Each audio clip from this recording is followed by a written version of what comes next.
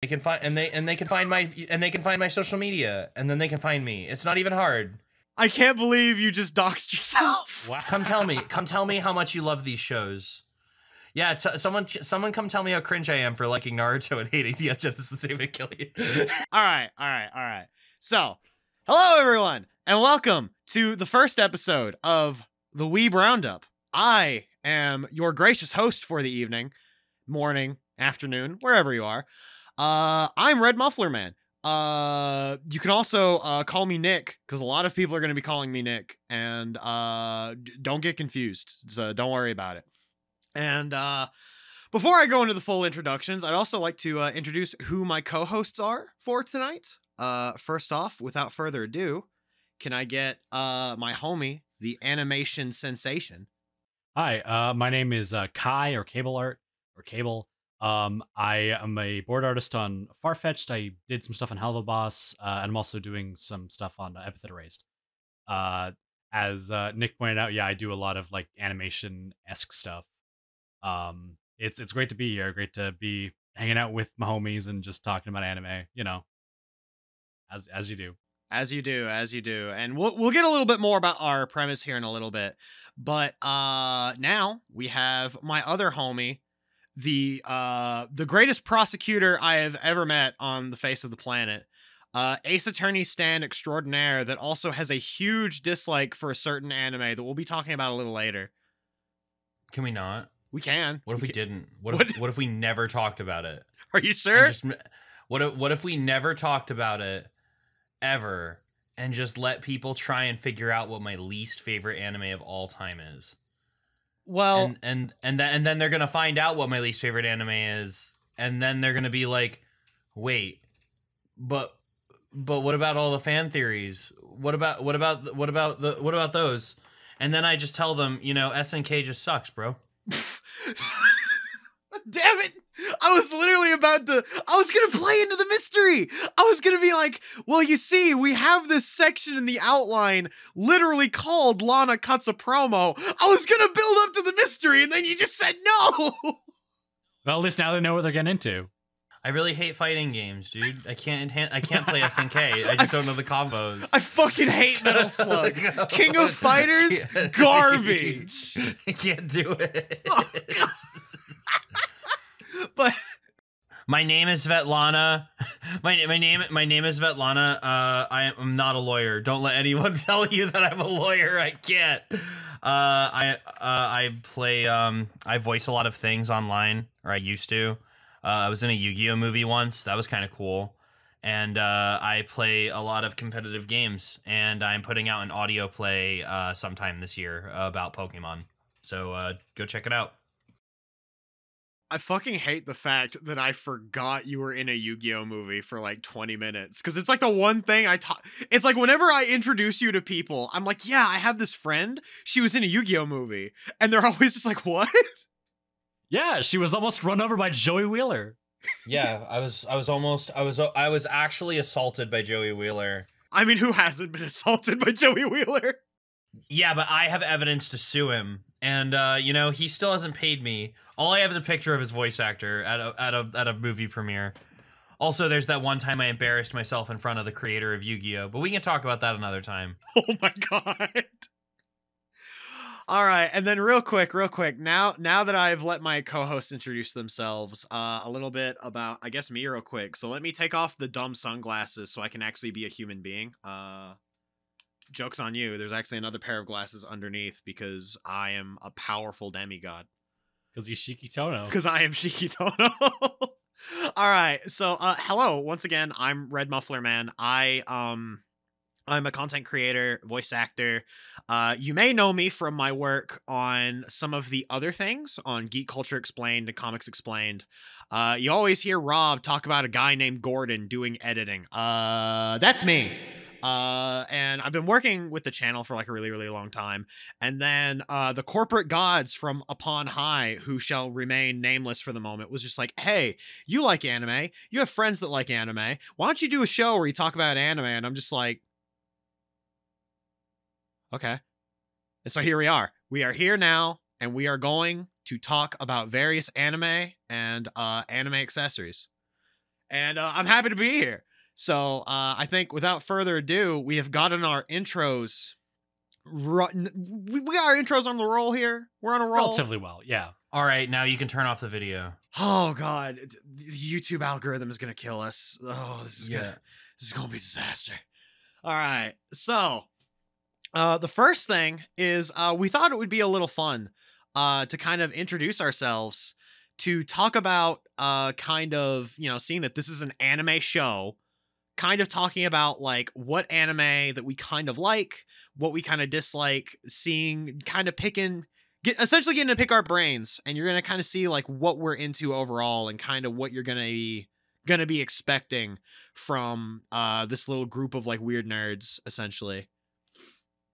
And so on a list, on various other monitors, on one of my 2 monitors, on one of Lana's 4 monitors, and one of Kai's, I'm assuming, was it 3? I think I've got 2 up right now, but 3, yeah. Okay, yeah. Too many monitors. Essentially, what we have is we have a list of our top 5 favorite anime and our bottom 5 favorite anime.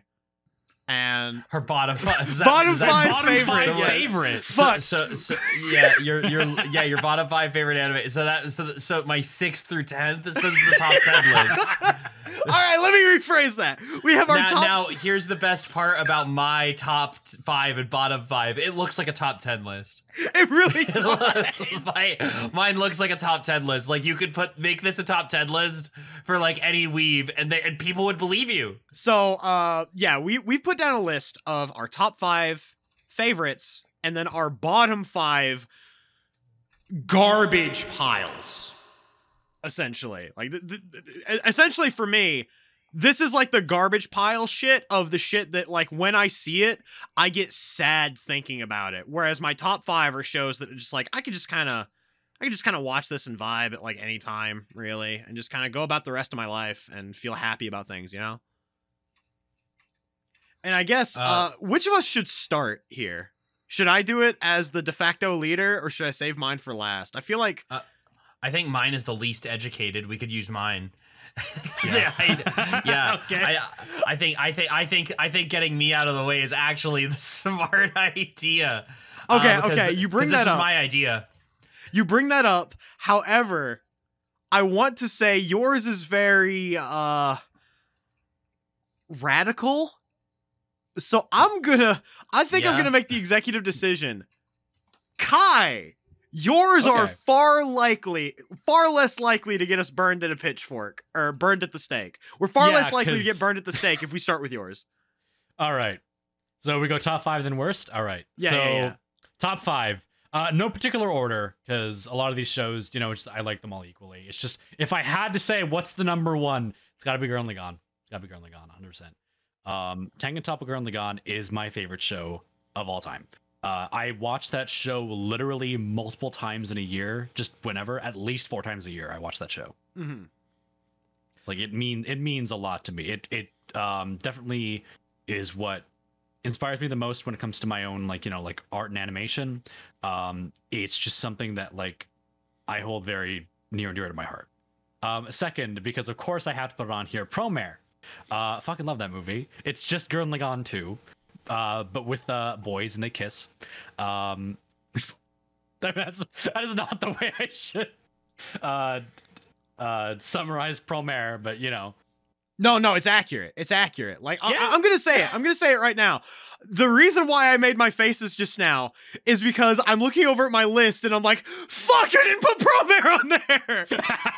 I'm so angry. At the same time, I'm like, oh god, it's a trigger show, and I love everything that comes from that studio. But like, in general, like, hell no, Promare is like super gay. I love it. That's like, it's like the best part.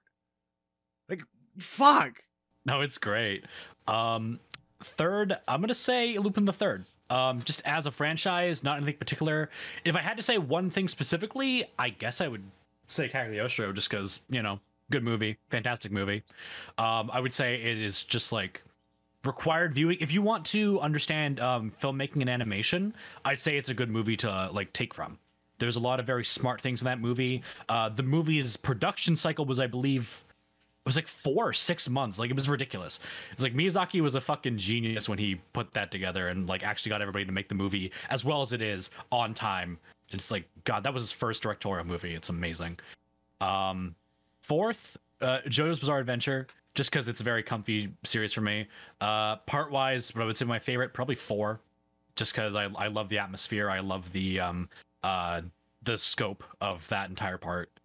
Yes, Kai, I know you love Persona 4. I love Persona 4. I man. love Persona 4. And last on my top 5, which is kind of cheating because it's a recent show that we're going to be talking about later, is My Dress Up Darling. And I have that on my top 5 simply because it is a show that every single episode of that show has made me feel good. It has been like my feel good show as of late, and I owe it the fact that the animation is fantastic. Cloverworks did a fantastic job making an adaptation of that manga. The art is still fairly accurate to that manga. But yeah, it's also just a really nice story. One that we've seen before, but one that goes into the intricacies of cosplay more than some other shows have. And I really like that display of people showing their interests and like really being into it and really being passionate about it. Yeah, and like that's actually something about Dress Up Darling in general. From what I've seen of it so far, spoilers. You'll see if you have skipped to the Dress Up Darling part. I have only seen up to episode 6 at the moment because I've been really short on time because we're currently getting kicked out of our house, which is radical and awful. But in general, like everything about that show is like, oh my God, it's so sincere in a lot of ways. And I have an analogy that I'm going to like bring up about it, but we'll talk about that later once we actually get there. Yeah. We got a ways to go. Yeah. All right. So worst 5, time for worst 5. Okay. Well, I actually don't know what your worst 5 is. I'm very curious. You know one of my worst 5. The other 4 you don't know. They're all shows that I either watched in high school or just really bad shows that the first one I'm going to say, I didn't even finish the show. I watched it because I was like, you know what? There's a chance that I'm going to like this. I know it's going to be trash, but let's see if I like it. It's Killing Bites. I never finished that show simply because it just didn't work. Okay, I'm gonna stop you there. What show is this? Killing Bites. So it was about these like half animal people that they would get to fight in a ring like as an entertainment sport. And it's like the main girl was like based off of a honey badger, I believe. And she was like very wild, didn't wear a lot of clothes because that's the kind of show it was. Just like an ecchi show, but it was like a fight ecchi show. It just couldn't hold my attention for as long as it should have. I think I only watched maybe like 4 episodes and then I just dropped it because I was like, this is not fun. I don't like this.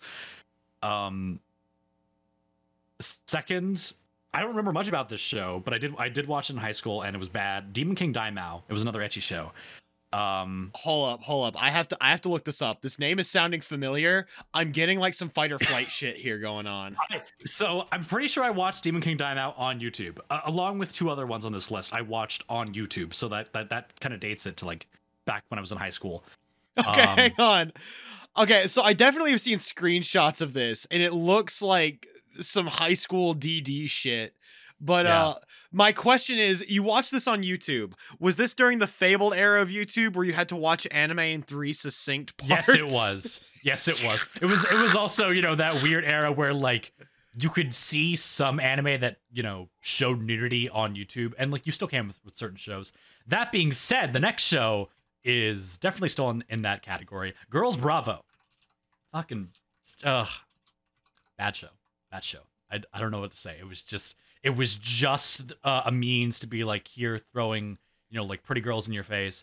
It wasn't even like a good like setup, I don't think. Because like all I really remember about it was like this guy who he would get, was his name Yukinari, he would get like hives or a rash if a girl touched him, except for this one girl who was an alien girl from a different planet that their species I think only has 10% males. So of course, like, oh yeah, they were just obsessed with any kind of guys, and it was not good. It just wasn't good. Oh God, I'm looking at screen because I've heard of Girls Bravo because I have a friend who, for the sake of not putting him on blast, because Kai, I'm gonna say right now, it's someone that we all three know, and it's someone we all three put on blast frequently. Yeah. I remember him talking about liking this show a lot, and I'm over here like, this is also the same motherfucker that says goddamn Jotaro is a bland character, and I'm over here just like, this dude's taste is actually garbage. Oh my God. You better hope you never see this podcast because I'm putting you on blast right now. Oh my God. Yeah. I'm having a stroke, but please continue. Yeah, no, there were some other shows that I wanted to put on here, but like, you know, it's whatever. But the last one of the high school era of like ecchi shows that I look back, I cannot watch that show. Kanokon. That was bad. Oh, have you not heard of this show? Oh, it's terrible. It's about this guy named Kota who he's basically being courted by this fox spirit and a wolf spirit. And the whole thing, the fox spirit Chisudu, she just fucking shoves her tits in his face all the time. Also with a dub, Kota's voiced by Mona Marshall. So that's really interesting. I'm losing my mind because I just took a look at the localized name, and it's called The Girl Who Cried Fox. Yep. That's such a bad name. It's really bad. That name It is not a show I'd recommend. Sucks. But yeah, that was a show that like I could not believe that I could even find that on YouTube. Like it was in the 3 parts, and like there is some like, you know, actual like nudity in that show. I'm surprised it was on YouTube. I really am. Look, YouTube was the Wild West back then. They had their hands full just trying to get all the copyright shit. Like a little slip here and there was probably going to go right under the radar for a while until the AI came out of nowhere and decided to just destroy the world. Yeah. Shout outs to the YouTube algorithm. Oh boy. And then last on the list, a show that people have probably heard of this show, of course. But Sword Art Online, just because I think when I watched it in high school, like, you know, the first season, I was like, yeah, I can understand people like this. I can understand, you know, where it wants to go, and it's all right. But it's just it didn't have staying power for me. It didn't have a decent execution with its like the themes it wanted to tell. The animation was fine. The animation was like, you know, it was fine. But the show itself is not something that I will ever go back to. I mean, for Sword lack Art of better term, Sword Art definitely had as I call it, the money shot. Yeah. And by that I mean like every episode they definitely knew exactly where to put their funds. Yeah. To get people to watch the episode. And like the first like actual arc of Sword Art Online is like, I remember it being really, really cool. Like it was dumb, but also like I'm just like, oh yeah, it's a video game like MMO show or whatever. It's like, okay, this is unique now. I've experienced this before, but like the production value is good. There's a lot of really cool shots and such going on. And then I remember the episode where Kirito started dual wielding, and like I went back to being like 15 again, and I'm just like, oh my god, this is so cool. And It's then, Roxas. It's Roxas. He's Roxas. You ever wondered if Roxas was a brunette? You find out now. That's really what they went for. Fucking Kirito pulls out the second sword, and then Asuna's like, two. Oh my god. Two. There is a scene I remember vividly in the second half of that first arc where you guys just simultaneously drank. Like Yeah, there was a frame perfect ascent, drink, and descent from both of you. Anyway, there was a scene in the second half in Alfheim Online when they were playing with the fairies and stuff. People really don't like that part, even if they do like Sword Art. But anyway, like there's this scene where they say, "Hey, Kirito's skills all work. You just can't read them," and it's like, man, I'm a Yu-Gi-Oh player. Y'all know those are coming back later. This kid doesn't need to read his cards.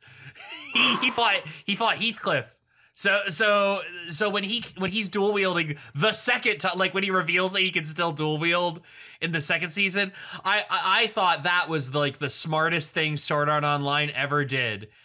Except they were in the middle of Uber whiffing it, so like I just couldn't I couldn't for the life of me give them a chance. But it does make a good point. Like they really did take advantage of the fact that people love brunette boy with two sword. Look, I will say right now that as a 29-year-old white male, there is one thing that I am seeking more than anything else, and that is brunette with exactly two swords. Fair. I can't compromise on that. Nothing else matters. If you have one sword, we can talk and we can be friends, but I cannot seal the deal unless you have that second little bit. It's dual wielding because you and I are going to dual wield each other into the rest of our lives. Jesus. I'm going to kill myself. That joke was terrible. I was like, wait, you want to take a retake on that one? Or what? Never. Keep it in. All right. Keep it in. We're still rolling. All right. Are we moving on to your top and worst, or are we going to Lana's? No, I was about to say, now we're going to do Lana's, because now we're getting this. So with this, we are given Kai's, which other than, like, you know, maybe a couple of things there that might be considered a little spicy, it's not too spicy. Now, Yeah. Lana, you are going to be the meat between with all the spice. What do you want me to say? Where do you want me to start with this? Look. Just drop these flaming hot Cheetos takes on us. I'm gonna read it how I wrote it. I'm gonna read it how I wrote it. So here's my top 5. Number 5 was really hard for me because it was between like Yu Yu Hakusho, but like, so I've watched Yu Yu Hakusho 7 times. And every single time I've watched Yu Yu Hakusho, I've said this anime is great. But then I watch like a couple seasons of Yu Yu Hakusho where it's just not great, and I'm just like, okay, it has its flaws. Agretsuko, however, it had one middling season. Yu Yu Hakusho's had 2. If Agretsuko has 2 more bad seasons, I'll take it down and I'll switch. But right now, number 5 is Agretsuko. Okay, no, I can get that. Then like I really wanted to put something that really does say like how generic and basic I really am. And so I was gonna put like something Dragon Ball-y, and then I was like, wait a minute, what's more Dragon Ball than the new Super manga? So like, and like I would say Dragon Ball Super, but Dragon Ball Super is not good. Dragon Ball Super's manga is pretty good. And like some of the most recent chapters of it really made me feel like I was a child again. So, you know. Look, I'm just going to say Ultra Ego. Like, I haven't been reading the manga at all for Dragon Ball Super. Ultra Ego might actually be one of the coolest fucking things I've seen come out of Dragon Ball. Okay, so the last 8 chapters of Dragon Ball Super have been the most and they are written by Toriyama, so this makes sense. They are the most Toriyama Dragon Ball has been in 20 years. That sounds incredible. Yeah, like there's like I remember talking to you about the gags and all of that, and we can talk about those another day. I kind of want to wait for this arc to end before I talk any more about Super itself, except for the movie. I'll talk about the movie, but but all in all, like the most recent chapter, whichever one came out in March, is like one of my favorite chapters of manga that I've read in like it's got to be 5 years. Oh yeah, like, which was almost usurped by like the recent Hajime no Ippo chapters, which is going in the spot right here. My favorite anime, rank 0 is Hajime no Ippo, but we're just gonna ignore it. Hajime no Ippo has ascended past the level of anime. Yeah, so for anyone who hasn't read it, Hajime no Ippo is a wonderful story about a boy who learns to be strong. And it is about professional boxing in the 80s, which is, you know, a great time for boxing. Yeah. And it's just my favorite story. I will never recommend it until it completes. I really do feel like a One Piece fan in that regard. I will wait until Hajime no Ippo completes before I recommend it to anybody. But it is the best anime I've ever read. Wait, anime you've ever read? Unfortunately, it's not finished being animated. I mean, that is true. That is true. But it's very pretty. What is animated? It's very pretty, especially the part that was made in the 90s. Like, the 90s anime is phenomenal. It makes me feel like I'm watching Yu Yu Hakusho again. Do you see my problem? you see my hyperfixations. See, I could talk about Hajime no Ippo for literally hours, but I'm not going to right now, and we'll do that another day. Let's talk about 3 more animes that feel like Yu Yu Hakusho. Okay. So, oh boy. So we've got G Gundam, which feels like it's just that era, you know? It's just that era of combat, that era of storytelling. I love it. We've got JoJo's Bizarre Adventure. I wrote specifically the one with cars in it. Hang on. Is that with a K or a C? Oh, you're right. With a K. I was about to say, because if it was with a C, that would be JoJo's Part fucking 5. No, that would be if it was with a C, then it would be Part 3 because Dio used a car to escape Jotaro in the middle of the fight. Right. Yeah, but cars are like constantly a thing in Part 5. Well, it's that, and then the fleet of cars that Giorno makes so they can make their escape. Exactly. Like, he's Car Man. Well, who utilizes cars more? The Joestars or the Brandos? The answer's the Brandos. 100% the Brando. Wait, how does that work though? Because Giorno's both. Giorno takes after his father. That's all I've got to say.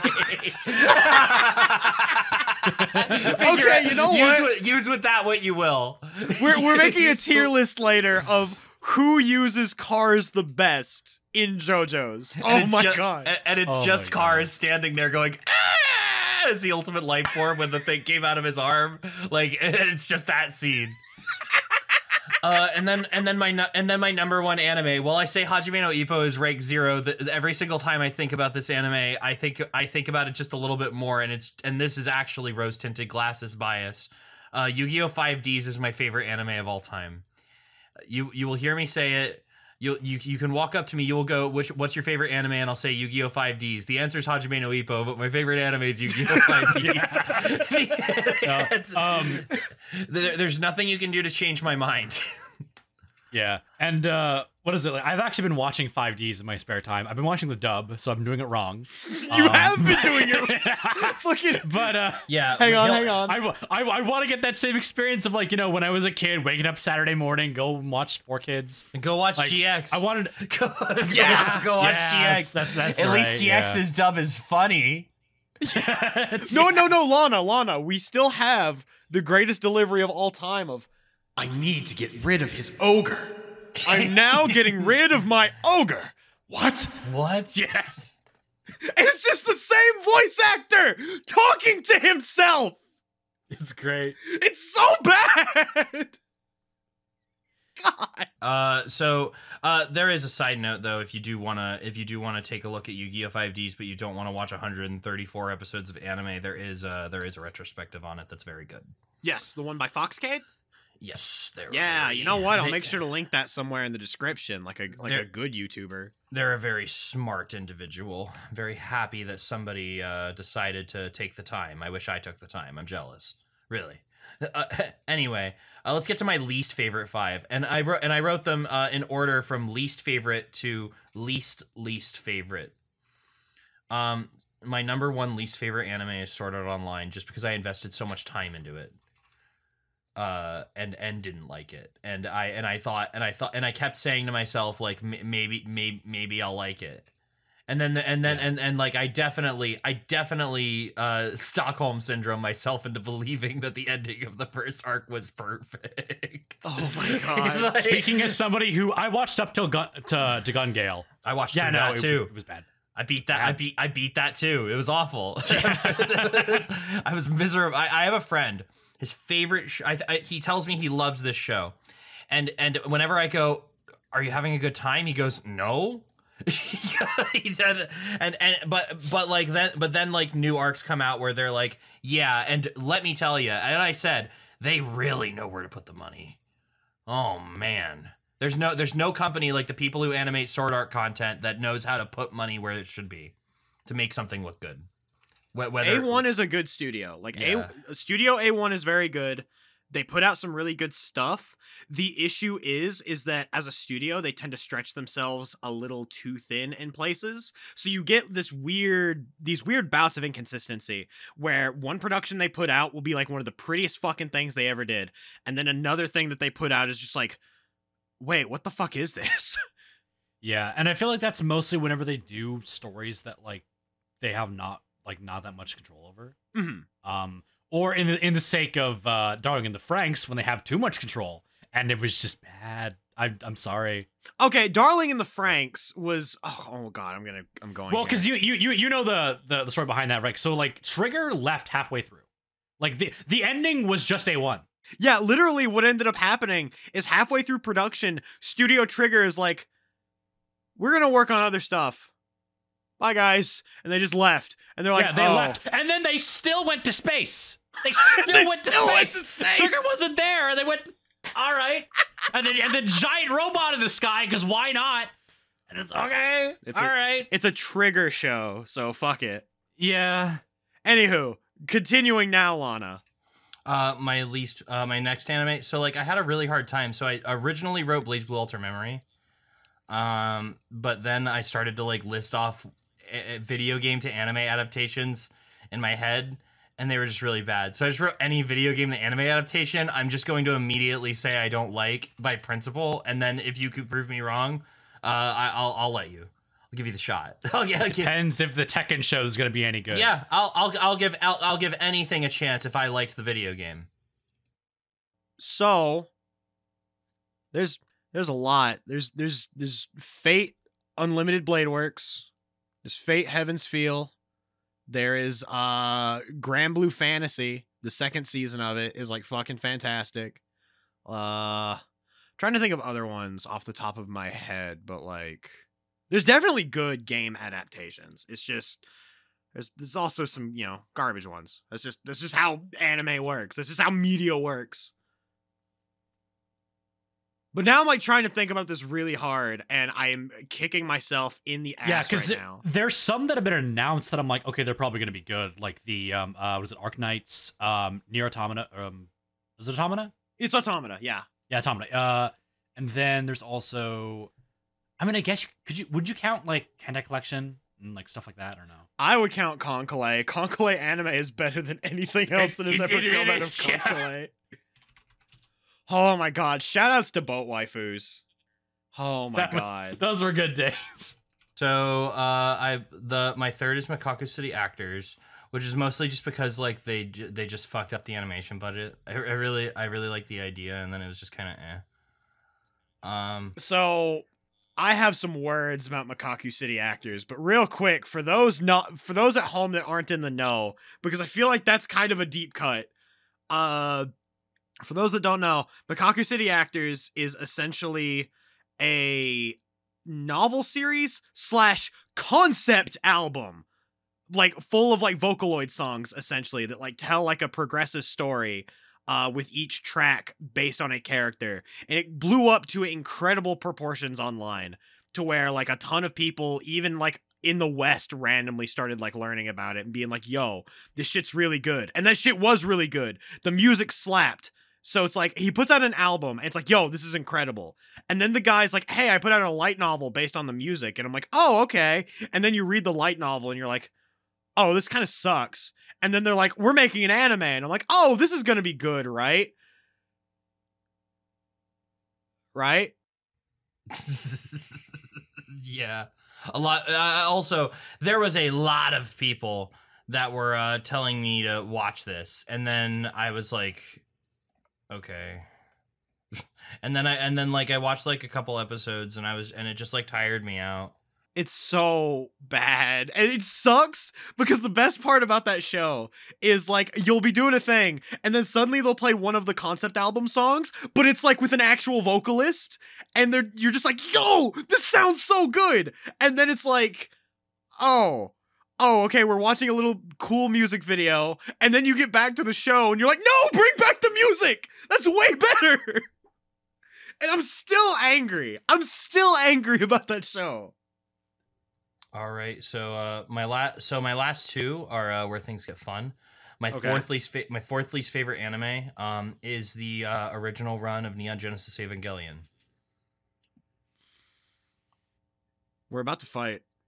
Oh yeah, We're about to fight. I can see that coming. I literally hear the pitchforks. Yeah, Yep. that's fine. All right.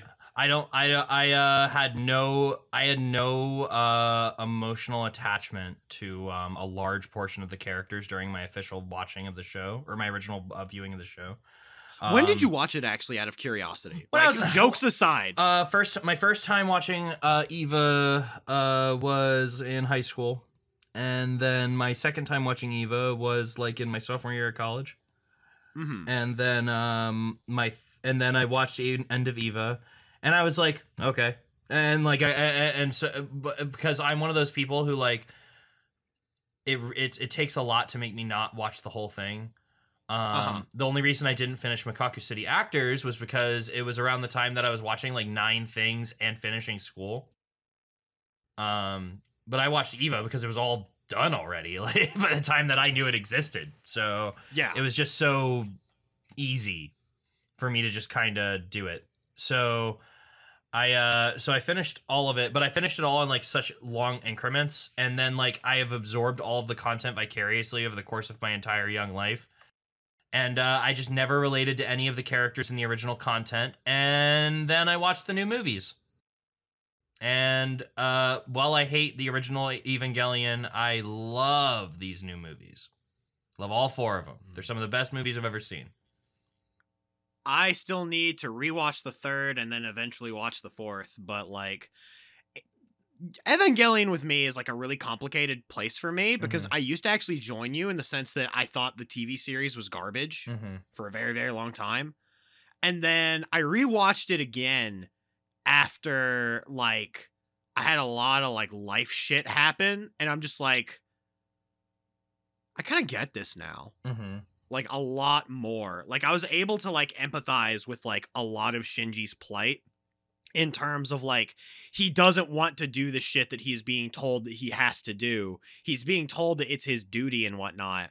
But it's like, who decided that? Why does he have to follow through with the mistakes of other people, essentially? And it's like, I can understand that plight. Yeah, so the first movie explores that a lot better than I feel like the entire original anime does. Solely because like they didn't creatively stifle any support groups that could have helped like Shinji deal with this.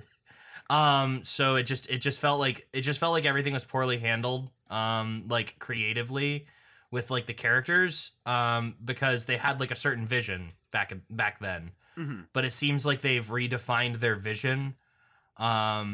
And like one thing I always talk about, like where's the quality for the show coming from, and what makes the show like what's the scene in the show that people are going to remember 20 years from now. When I think of the original Evangelion, I think of a lot of really gruesome scenes, and that's cool for people who like that. I'm not one of them. And then, but then with the new Eva, I think of a lot of gruesome scenes, but like a lot of them I feel are just well made and like better executed. There we go. They're better executed. And like, and also there's a little bit more catharsis. And I'm somebody who just hates. Oh man, I really hate that I'm about to say this right before I talk about my least favorite show. No. I hate a show that is a trial of misery. Okay. Yeah. Okay. I understand where you're coming from now. My least favorite television program that I watched in its entirety, because I used to love it and it just fucking burned to the ground for me, was Orange is the New Black. Okay. And that show is a preposterously large practice of misery. Yeah, because like if there's one thing about Ava, sorry to cut that off real quick there. Sure. Is that in general, and this is the thing that pissed me off about Ava when I watched End of Ava. I watched the end of the original series, and I was like, oh, that's awkward, but you know what? It's very stylistic. I liked what they were doing with it overall, even though I know a lot of it was just a mishmash of the creator's depression, budget cuts, as well as just like a lot of shit going on behind the scenes in terms of also just like, oh, that was like also stylistically what they were actually wanting to go for at one point. And in general, it just turns into just this giant mess though once you go into End of Eva, and you're like, oh yeah, there's going to be like a payoff or something, right? And Ano was at a state where he was just so angry with fan backlash and all of that he had just decided, no, you don't get a payoff. You don't get this like ending that's going to be clean and happy, because I don't want you to have that ending. And that's when we end up with End of Eva, where it just ends up kind of being just this almost just an ending. Like, you end up just, Shinji doesn't really do anything at the end other than just mope and be miserable. And in one way, when you look at that, you're like, oh wow, he didn't grow as a character, he didn't really do anything. But then also when you look at that, I have seen people that have fallen into that type of rut in real life. I myself have fallen into ruts like that before. So it's like, that's why on my first viewing of End of Eva, I thought that it was the most nihilistic, like worst thing I'd ever seen. I didn't get it. And I was like, why would you do this to your character like this? I don't understand. No one would actually act like this. And then after college and dealing with a lot of stuff with like trying to find a job and a bunch of other things that happened with my life, I saw that scene and I'm like, I get it. Oh God, I get it. Ugh. So that film at this point has kind of like solidified a place in my heart, but I could also see why people don't actually like original Eva, because it can come off as incredibly nihilistic a lot of the time. I also just don't I can understand. Sorry, you go. I was just going to like add on and kind of support like Lana, your view of like saying that the rebuild movies are more enjoyable for you than you know, the older series, because I'm not going to spoil it because, you know, Nick hasn't seen the fourth film. It was definitely a lot more of a satisfying send off that we got in the last few movies compared to the show, which like, yeah, there was a lot of factors as to why it ended the way it did, but it feels like there was almost a different message in the rebuild movies than there was in the original show. Yeah, that's true. The I think one of the problems that I had with it was like they wanted to make it look so much like the original, like what the original ending was trying to portray, that they really just needed to dig it into us. Also, I just don't like the way the progression of character interactions between like the protagonists in general in the original, whereas the movies, I feel like they did a better job. They didn't. I feel like they like to lull random kill people in Evangelion in the original. In this one, at least it felt a little better.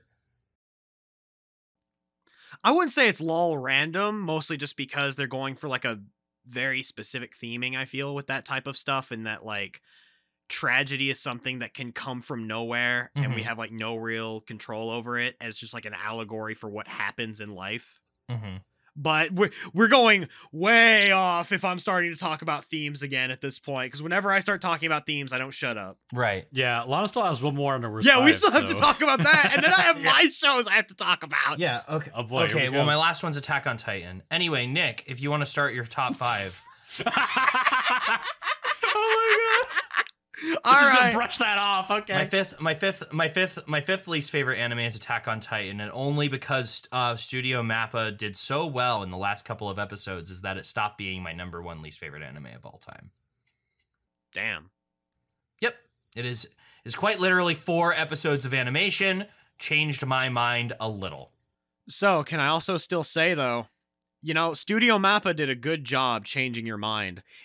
If only they did a good job with treating their workers. That'd be cool. That'd be real cool. That'd be real cool. Nice. It'd be really nice if they didn't crunch their animators into the goddamn ground. Oh, fuck. All right. Their animators are also some of the sweatiest tryhards I've ever seen in my life. Oh no, the actual artistic output from Studio Mappa is fucking incredible. Oh my god. All right, but now I guess we get to go to my list. Yep. Okay. I don't think I've like said too much. Okay, yeah, I don't think I've said too much, but I'm pretty sure Kai is going to know all of these. Mhm. All right, so for me, this is all an unordered list, but my criteria, I guess, for picking something like this is it's something that I can think of without too much effort, in the point where it's like, oh, it's my favorite show. It should be one that I'm able to think about without really having to go like too deep into it. But also it's a show that I want to have at least a couple of years to ruminate on, to know whether or not I actually liked it. Because after my experience with Evangelion, thinking I hated it originally, and now I actually really like it, I'm just like, yeah, I can't really say something is my favorite or like the worst, I feel, unless I've actually had time to really think about it. So with that criteria in mind, Tengen Toppa Gurren Lagann might still be the greatest piece of animation ever conceived on this gigantic blue marble that we call planet Earth. It is peak fiction. It might just be peak fiction. Yeah. Tengen Toppa Gurren Lagann is the spiral nemesis of anime. However, Look what they did to you people. I am going to put a giant disclaimer next to that. Part of the reason I still think Tengen Toppa Gurren Lagann is as good as it is because it is a history of what the mecha genre has gone through throughout the entirety of its existence. And I feel like, because of the fact that I've been going through lately with huge deep dives, watching the previous works of Gainax with things like Die Buster, Gunbuster, and then watching also a lot of the shows from the real robot craze, such as like all of the Gundam shows. Like, when you get like a good understanding of how the mecha genre works, and then you go back and you rewatch Gurren Lagann, it gets so much fucking better, man. It gets so good. And like, I love seeing that little bit of like history, that little bit of that meta narrative that comes from Gurren Lagann, just talking about the anime industry, in that like the beginning starts off as like a big giant super robot we want to sell toys show. Then it turns into a really realistic, down to earth military story. And then it goes back into being batshit crazy, like super robots, we're gonna go nuts type of deal. And it's literally just like a 1-to-1 recreation of what the medium itself was going through at the time, what the genre itself was doing. And like, it is fascinating. Yeah, down to the detail of like after the time skip in episode 15, they actually go from, you know, using more traditional methods of doing their backgrounds, and like, you know, everything was done in Photoshop, so like there was still digital stuff in the beginning, but it went from being like, you know, somewhat okay, yeah, they used a lot of like traditional medium for the art. They started using a lot more digital means once the show starts picking up after the time skip. Yes. To kind of show like that history of like, you know, where anme's been and where it is now. Where like, you know, it still like has that DNA of being like old, like older anime. I want to say like Showa era stuff. But it has a nice artistic feel to it, like the entire show. Yes, it's absolutely phenomenal. And then we move on to the second thing that I have on this list, which for those that don't know, yeah, I just talked a whole lot about Mecha. I just talked a whole lot about Gurren Lagann. I named a bunch of shows that you probably don't know what the hell they are. I really like Gundam. Mobile Suit Gundam War in the Pocket might be one of the best shows I've ever watched. It's a really short OVA series, and it is a Gundam show where the trope is, the thing is, whenever someone makes a YouTube video about mecha anime, they're always that joke phrase that they make of, this is a giant robot show, but this one actually focuses on the characters. And I'm like, one, every Gundam show does that. Shut the fuck up. Two, Mobile Suit Gundam War in the Pocket actually is easily one of the best, most human stories I have ever experienced. Essentially, real quick, it takes place on a space colony that is neutral in essentially where a war is happening. A neutral colony during a wartime. there is a battle that takes place inside this neutral colony, and a small child ends up befriending what are essentially the bad guys, one of the bad guy soldiers. And it turns into this kid getting like wrapped up in like military espionage shit while befriending someone who is supposedly one of the bad guys. And you end up getting this very, very human take where you're seeing a friendship develop, and it is absolutely beautiful. I love it so much. But also, it was animated in like the early 80s. I believe. Oh, wait, no, late 80s. It was animated in the late 80s, and the animation is like gorgeous. There's so much money that went into this. It's great. But no, War in the Pocket also was just like really nice, and the animation was very it was very impressive at the time. Very impressive. And now, after War in the Pocket, we have Kage. Oh yeah. Fucking watch Kage. Fucking watch Kage. It's really, really good. I know. So essentially, real quick description. Dude's really down on his luck. He's a really bad gambler. He's in constant debt. Someone walks up onto him. He's like, hey, you want to play rock, paper, scissors on a boat to get rid of your debt? He's like, hell the fuck yeah. And then proceed to this dude being in constant misery all the goddamn time. It's fucking great. We were talking about original Yu-Gi-Oh! Squid Games. No, it is basically original Squid Game. Except it's not, because that's Yu-Gi-Oh! Season 0. But anyway, it takes a lot of the concepts of like the very original season and like original concept of Yu-Gi-Oh! Before it was like a card game, and it goes nuts with it. It's absolutely phenomenal. It's just a series of like death game gambling. And it is probably one of the best thriller shows I've ever seen, and I cannot recommend it enough. But after Kage, also real quick, if you get turned off by the art style because of the long hook noses, please just bear with it. You will grow to love it by the end, I promise. Okay, now that I got that disclaimer out of the way, the next show that I have on here is, I cheated. This is a show and a movie. It's Tatami Galaxy and The Night is Short Walk On Girl. So, I feel really weird describing this. It's a very psychedelic... Like, Tatami Galaxy as a show is very psychedelic. It's very stylized, very artistic, and it says a lot about, like, the human condition and what we kind of seek for in life. And essentially, it's about this guy who's going to college, and he doesn't know what he wants to really do, and he wants to have, like, this perfect college life. And so he starts doing all of this stuff, doing different activities, trying to, like, find himself. But he can never actually find himself, and everything always ends up like blowing up in his face. And that sounds like an awful description because I can't go any deeper than that. But I swear to God, Tatami Galaxy is like easily one of the best shows I've ever seen, and I feel like it should be required watching in schools. Like, there's a lot of really heavy emotional shit that I had to deal with watching this show. It also has an opening by Asian Kung Fu Generation. That shit that shit slaps. That immediately takes the anime to another level. Exactly. What's that? Your OP is done by Asian Kung Fu Generation? Oh fuck. I already knew my bottom 5 were going to piss a lot of people off, so I needed to take Naruto off of my top 5 as fast as humanly possible. I didn't want to roll the dice on it, but it's definitely in my top 10. You know? Mm-hmm. Can't believe you're a coward, Lana. It's hard. I'm already, I can already hear it. I can already hear the people outside. We haven't even released the video. Listen, you got one of the big 3 in there. That's good enough. Old man yells at Cloud is what I'm just seeing right now. Except the Cloud is shaped like a Pokemon protagonist.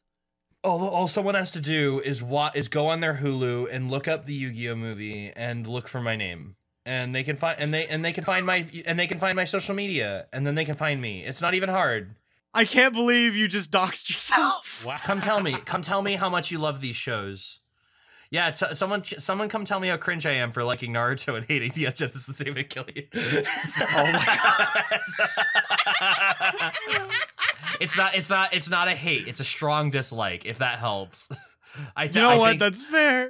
I think that all the designs are very good. None of the shows that I have named have bad designs, except Naruto. Naruto designs are pretty whack. There are some pretty bad designs in Naruto. There's some amazing designs in Naruto. There's some bad designs in Naruto. Anyway. Oh God. And then for number 5, we have. Oh God. This is like my favorite comedy. This is my favorite comedy show. And it's tied with another show with a very similar name. Although I had to go with this one in particular because of one particular gag. Several particular gags, actually. It is a show called Danshi Kokosei no Nichijo. Or for those that do not speak the Japanese, it is known as The Daily Lives of High School Boys. And essentially, this shit has some of the best humor I have ever seen. Like, if there's one thing that I don't like a lot of, like, really easy, low-hanging fruit in terms of humor a lot of the time. I like jokes with really, really good setups, and I like jokes that get executed well visually. And this show does that perfectly. If you're ever looking for a good comedy show, I cannot recommend The Daily Lives of High School Boys enough. It's so good. It's also animated by Sunrise in collaboration with Square Enix, and literally the first episode shows the 3 main characters running away from what are essentially giant robots, which are meant to be like Gundam Zaku's. And so they all are running away. They find the manual to the original Gundam. They open it, and it turns out to be, wait a minute, this is an adventure log! And it cuts out to zoom out, and all of the characters are dressed as Dragon Quest characters. Because they're just like, yeah, this is a collaboration between Square and Sunrise. We're allowed to have Dragon Quest versus Gundam, right? And then they're like, no, we can't! And then it cuts to the opening, and it's fucking brilliant. It is fucking brilliant. And that's in like the first 3 minutes. That's in the first 3 minutes. Oh God, I love this show so goddamn much. Okay. And then now I get to shit on stuff. Now I get to shit on stuff. Now that I've been really happy. So also, I don't know what this is. I'm waiting. I've been excited. So the first thing is a show we already talked about. It's Makaku City Actors. Mm-hmm. Because for context, I was talking earlier about, I was really excited for those concept albums, all of that stuff. I was really into the fandom at the time in terms of like, I didn't actually associate with the fandom because I don't like associating with fandom a lot of the time because it's scary. But in general, I was like super into like the animations and stuff they were putting out for the music videos. And so when I saw that there was an animation being put out by Studio Shaft, I was like, yo, this is gonna slap. And like, it started off kind of okay. And then there hits a point where there's a character who wears a red muffler who has a song where my namesake comes from it. They do an animation of this song, which is a remake of the music video, and it is done in what is the worst CGI I have ever seen. And I had never felt more betrayed by a show. It was that bad. And like part of that was because it was a web series and Shaft was given no time and no money to like get it done. But also I was just like, bro, God is dead and we killed him. And that's how I felt watching Makaku City Actors. It was painful and I wanted to cry. I finished it because the music was really good. And that was about the only reason why. Yeah, the music had a lot of replay value. That filled my car for a couple of weeks. No, oh my God. I have like every album in terms of like everything that Jin has put out for Kagero Project, which is the thing that it's based on. And like it all slaps. It all slaps. One day I'm going to record a cover and no one's going to want to hear it. All right. So next up, this was going to be Umineko. But then I realized, no, there's another show that makes me more angry and has had more of an effect on me as a person. So I took Umineko off the list. If you don't know what Umineko is, don't worry about it. Read the novels. They're on Steam. So, you ever hear of Gundam Seed? Oh, have I heard of Gundam Seed? You mean the one Gundam I've actually seen? But Gundam Seed is, essentially, that was the early 2000s attempt to make Gundam relevant again. And it was a shit show. Because that was when Sunrise, the company that makes Gundam, had to swap over to digital animation. And it shows. It's an absolute shit show. It is one of the worst shows I've ever seen. In terms of the writing for Gundam Seed, if it says anything, partway through writing the second series for Gundam Seed, the person writing it actually started getting brain cancer. And like what ended up happening was the person that was writing it thought one of the voice actors and the main director, who was the director and the writer, were husband and wife. She had got in her mind that the voice actress for one of the main female characters and the director were having an affair. And there was another voice actor who voiced the main character in Gundam Seed Destiny, which was the sequel series, that was like, "Hey, stop this shit. You're literally making this an issue. This isn't an issue. Calm down." And she went out of her way to character assassinate both of these characters in the story. And I'm over here just like, what the fuck? Like, it's so fascinating how scientifically, clinically, how much of a train wreck Gundam Seed was. Oh my fucking god. And so, watch Gundam Seed. I will tell you right now, I hate it. It sucks. Watch Gundam Seed. It's a wonderful time capsule for what anime was in the early 2000s. It's fucking great. I hate it. So, next, we have another show. And this is a show that I'm angry at because I love it. It's called Star Driver. It is essentially a really almost high it's like somewhere between, if you have high fantasy and like normal young adult literature levels of like fantasy, like sci-fi-ish type of deal. It's like somewhere in the middle of that. It's a really unique aesthetic, and it has a lot of really cool things going on, but it's like a mech show, and it's really pretty. It has like a battle of the day type deal, so it's really cozy. Music's really, really, really good. The cast is fantastic. Everything about the show is great. And the big issue with this show is that it's the best 12-episode show I've ever seen. It's 24 episodes. So essentially, you end up getting this monster of the day pacing where they fight and they fight and they fight. And then you get to episode 12 and something big kind of happens. And then not much else really happens after that. And they just sort of like pits around. And then the show at some point kind of just starts ending. And you're like, what's happening? And like, it was just like one of the most unsatisfying things I'd ever fucking watched. And so whenever I think of stuff that I'm just like, I just would never go back to watch it again, even if I do like a lot of things about it, it's always that show. Like, that show is like, it's not bad, it's just really, really disappointing, and I think that that's honestly worse than being a bad show a lot of the time, personally. But, yeah, so there's Star Driver. Really pretty show. It makes me mad. It makes me really fucking mad. And then, Fate Apocrypha. They have some really, really good characters. The plot sucks. That's about all I can really say about it. Like, yeah, actually, that's about it. It's on Netflix.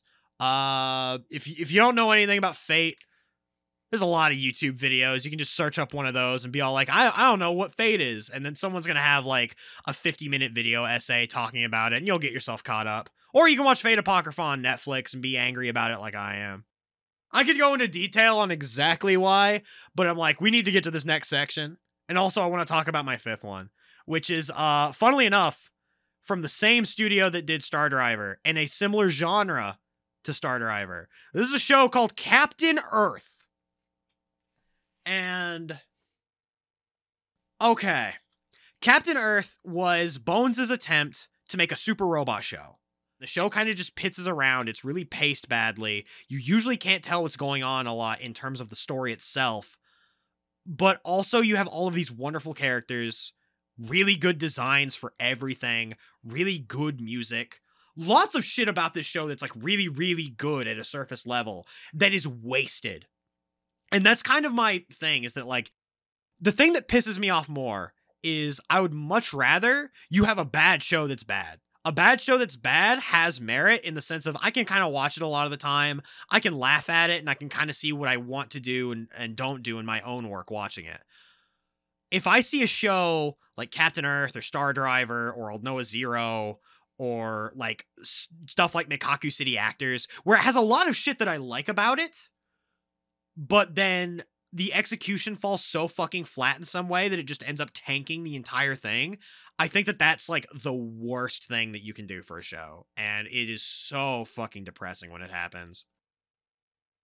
But yeah, those are essentially my bottom 5 right there. And I'd watch them anyway, honestly. Because you know what? You'd probably learn something. And there's at least something good about them, even if they are fucking hot trash. Also, number 6 goes to the Umineko anime, because that shit is hot garbage. All right. We did it. We've gotten through our lists. There it is. We are only... I'm pausing for dramatic effect. We're an hour and 15 minutes in, baby. Oh, Told boy. you guys, this is easy. All right. Sweet. First time. What we're going to be talking about now, we have talked a good amount about what we feel about personally from the anime medium and whatnot. So now we're going to stray from that entirely. I love video games, guys. Oh, yeah. Yeah, you do. Video games is a wonderful thing. Beautiful thing. And so for those that don't know, there was a big fighting game roundtable that happened, I want to say a few days ago. It was Sunday, wasn't it? No, it was Saturday. At the time of recording this, yeah, it was like last Saturday. Yeah, so last Saturday, so if we're looking at the numbers for nerds, on the 19th, on Saturday, there was a fighting game roundtable, which was essentially a big meeting of all of the fighting game devs that come together in Japan to talk about like the state of fighting games. And that's not the important part here. The important thing is they also do some announcements here. They did a 5 Kage summit with fighting games. It's the 5 Kage summit with like Harada, Ishitari Daisuke, whoever works with Capcom. I don't remember who it is with Capcom, but it's like whoever Capcom. got Daisuke to go outside is a fucking genius. I don't know how you pulled that out. Daisuke goes outside all the time. How does he get his piano? How does he bring his piano and electric guitar? Nick, how does he bring it? Tell me, who's carrying it for him? Noah, his favorite Blazewood character, Noel Vermillion. That's Mori. That's not Daisuke. No, Mori's favorite character is Rachel. I shouldn't say that. I shouldn't say that. I shouldn't say that. Anyway, we got fighting games to talk about. 3 whole things. Yeah, so real quick, just on this topic, so I can kill it, is Daisuke does not carry around an electric guitar and piano. He spawns it through the ether through various strikes of lightning. Like a keyblade? Yeah, it's like a keyblade, but with a guitar. So he's Demix? Yeah, he's just Demix. He just goes, dance, ice cars, dance!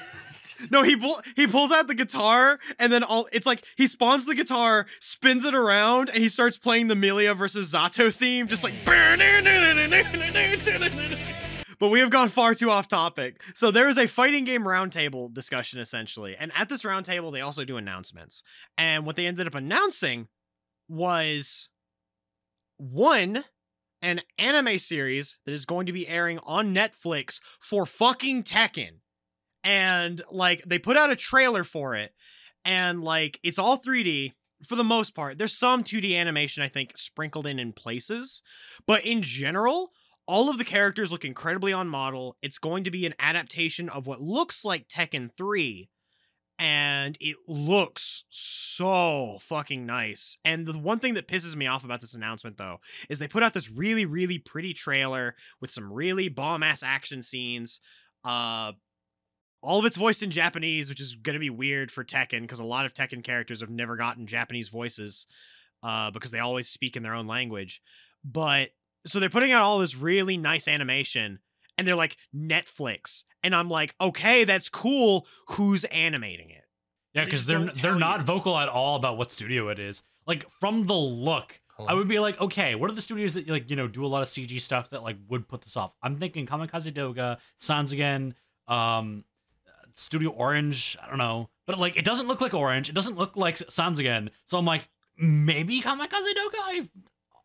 That'd be the most fitting thing in my mind. But yeah, like, so the Tekken like animation is gonna look, I think, really, really cool. I'm honestly excited for that, but like, I had a friend who was really excited that it wasn't about like Kazuya, because like Kazuya is the most like in vogue character right now in Tekken. oh yeah, like Kazuya is like, he was the main character until like 3, I believe, and then that's when Jin kind of got to be the main character until like 5 or 6.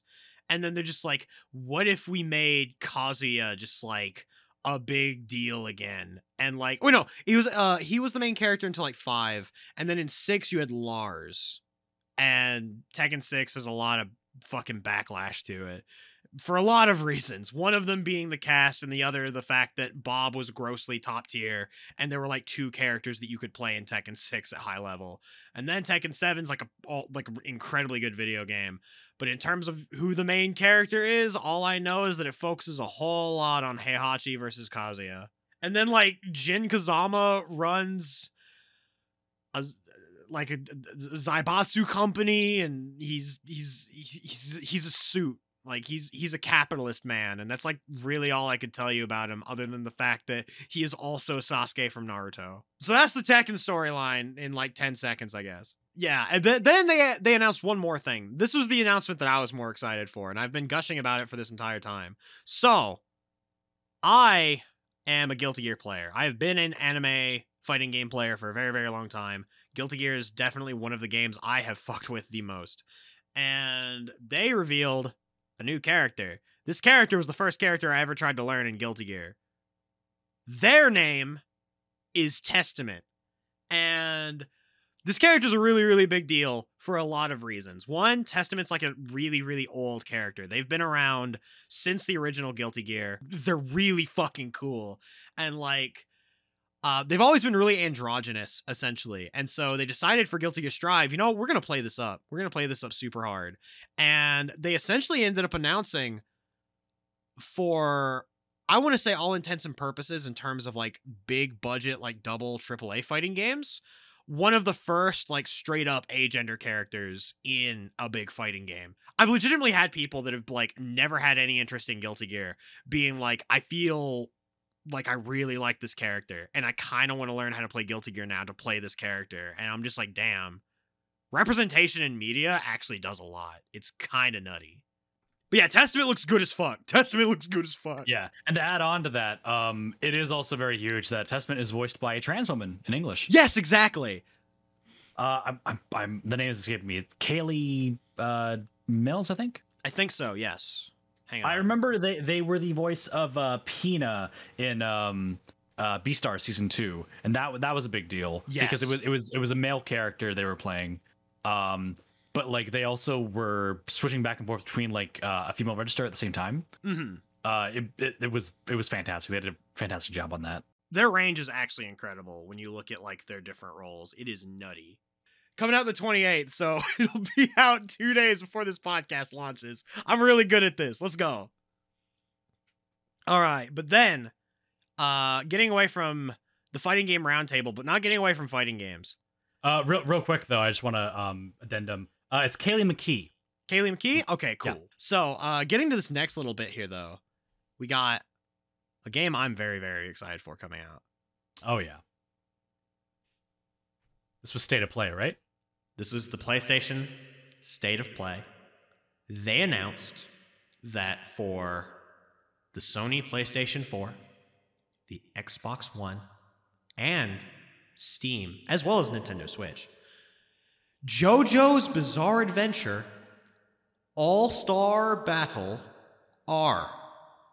And for those that don't know, JoJo's Bizarre Adventure All-Star Battle was a 3D fighter that launched on the Sony PlayStation 3 and was like this really weird fighting game that only kind of barely worked. It was some straight up like shit game Kusoge shit, and I loved it. It was really, really, really fun.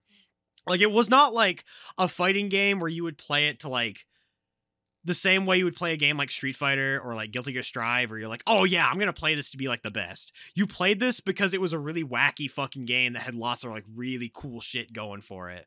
And you could do like really crazy shit. Like, for example, to get into mechanics for a second here, they have this mechanic where if you taunt someone when they're knocked down, the camera zooms in on you and you start doing a JoJo's pose, and you take away your opponent's super meter by doing this. And then depending on what taunt you choose, because you can choose your taunt because it's a fucking JoJo's game, because why not? The camera zooms in at different in and out at different times, and your recovery ends at different times. So you can do mix-ups that are like unseeable because of the camera. And like you got to do the grossest, dirtiest, most broken shit to people, and it is fucking great. Also, the fact that in terms of just like an actual game, in terms of like artistic merit, this game is so much fucking fan service for like JoJo's fans. Like if you thought of a thing from JoJo's in terms of just like a really small detail, in terms of like a pose or like a quote or like an interaction between characters, it is probably in this fucking video game as a throwaway thing that you can just happen to stumble upon, and it's so good. And like the new update they're coming out with is going to be adding new characters. It's going to be adding a whole bunch of just like new mechanics. Like they're adding air dashing. It's going to be nutty. Like I am so excited for this game. I'm hoping to God they update the netcode, because there was one thing about the original JoJo's is that the netcode was booty butt cheeks. Yeah, that R better stand for rollback. It really better stand for rollback netcode. I better not start talking about rollback netcode, or I will turn into Sajam. And I'm pretty sure people watching the show don't know who Sajam is. Leave a like and comment below if you know who Sajam is.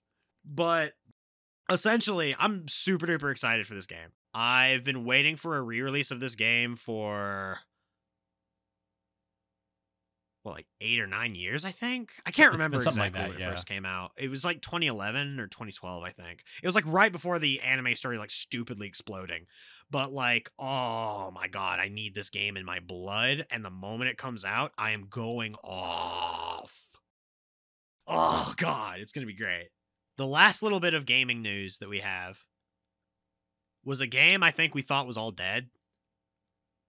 Which is funny because it has Survive in its name. We have Digimon Survive, which for those that don't know, I think the original trailer for that was, oh God, was it 2018 when it was first showed off? Oh my God, really? That sounds right, yeah. No way. Hang on. I am... Well, because like, what is it? Because we got the trailer, then like, what happened? They basically started the entire game from scratch, was it? Yes. Real quick. 2018. Yeah. Holy fuck. No. So, here's what happened with this game.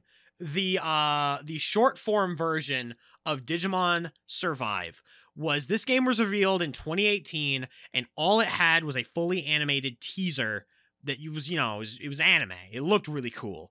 And people were like, wow, it's a new Digimon game, like a new Digimon World game?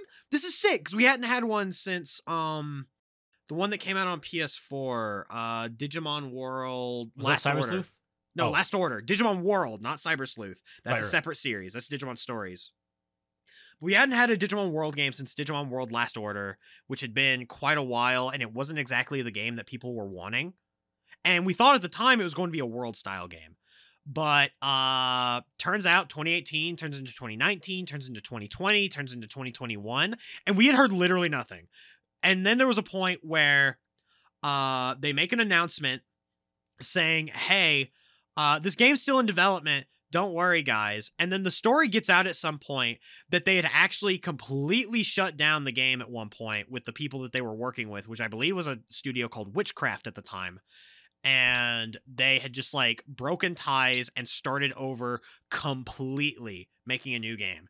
And then we end up getting a trailer like a few days ago at this point that actually shows not only like really pretty animation and like artwork, but it actually shows the game. And the game itself kind of looks like it's a tactics RPG that looks kind of akin to like Disgaea almost.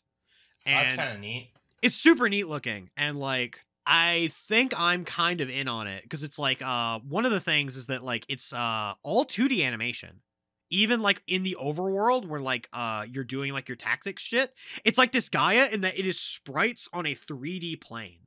And that's an aesthetic I eat the fuck up. Well, Nick, if we don't get to these animes for these people, we got through anime video games, but if we don't get through these animes, we might not survive the night. This is true. Well, speaking of anime, hey Lana, No, what do you want? you want to talk about the Dragon Ball Super movie? Oh yeah, okay, we can talk about Dragon Ball Super movie.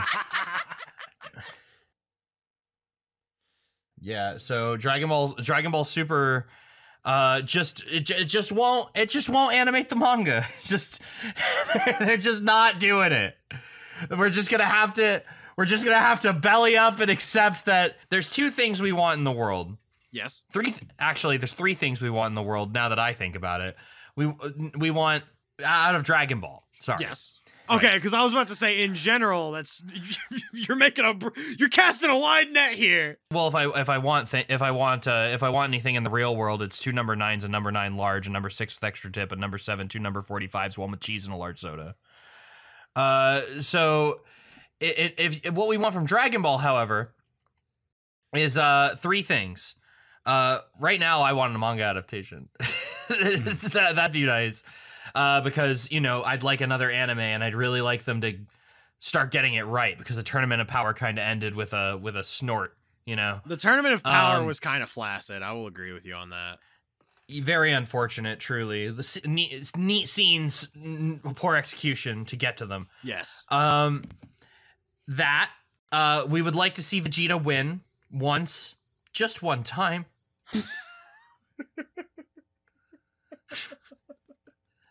And we want to see Gohan. I know we get exactly one of those things in this movie.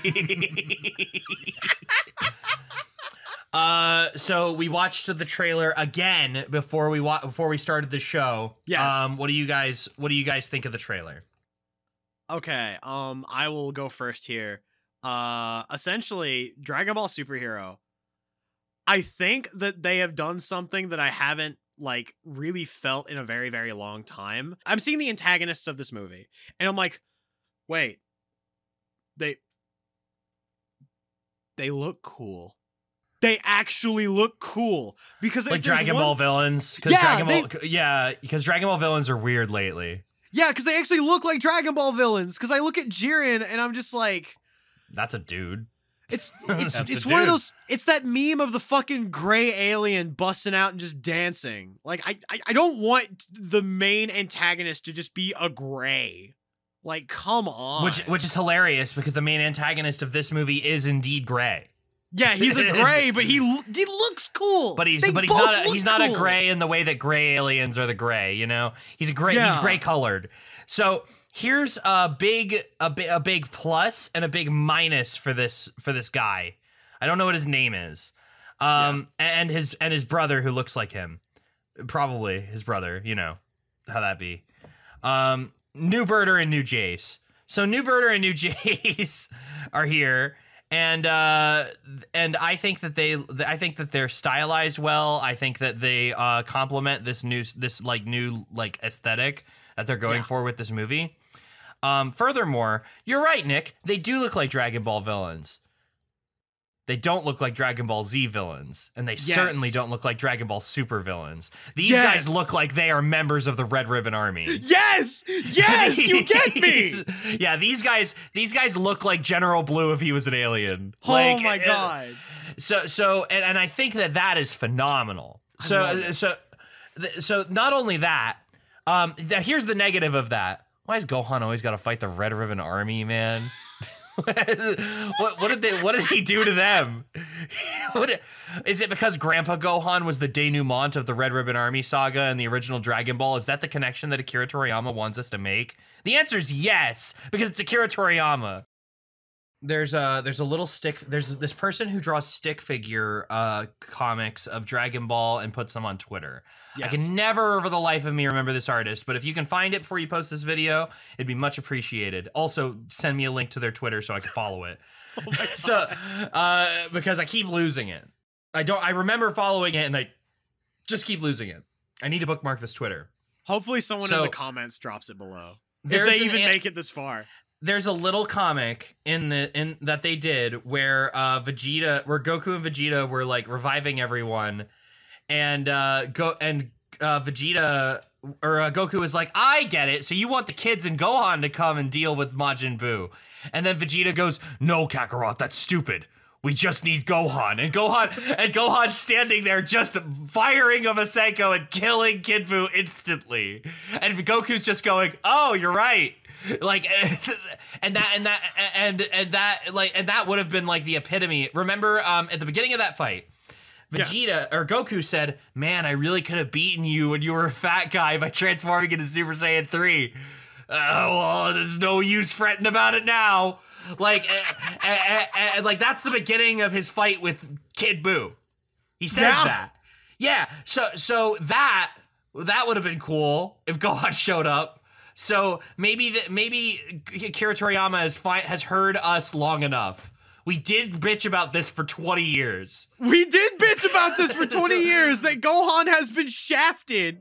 Now I'd like to rewind to one of the things I've got a little bit of a problem with. So I've already noted like my slight nitpick. It's a very slight nitpick about these dudes. And like just the fact that they're a member of the Red Ribbon Army, but maybe I'll like it when the movie comes out. I've given worse movies a chance, you know. I went to the theaters for Evolution. So yeah. It was my best friend's birthday. Anyway, so I'm sorry.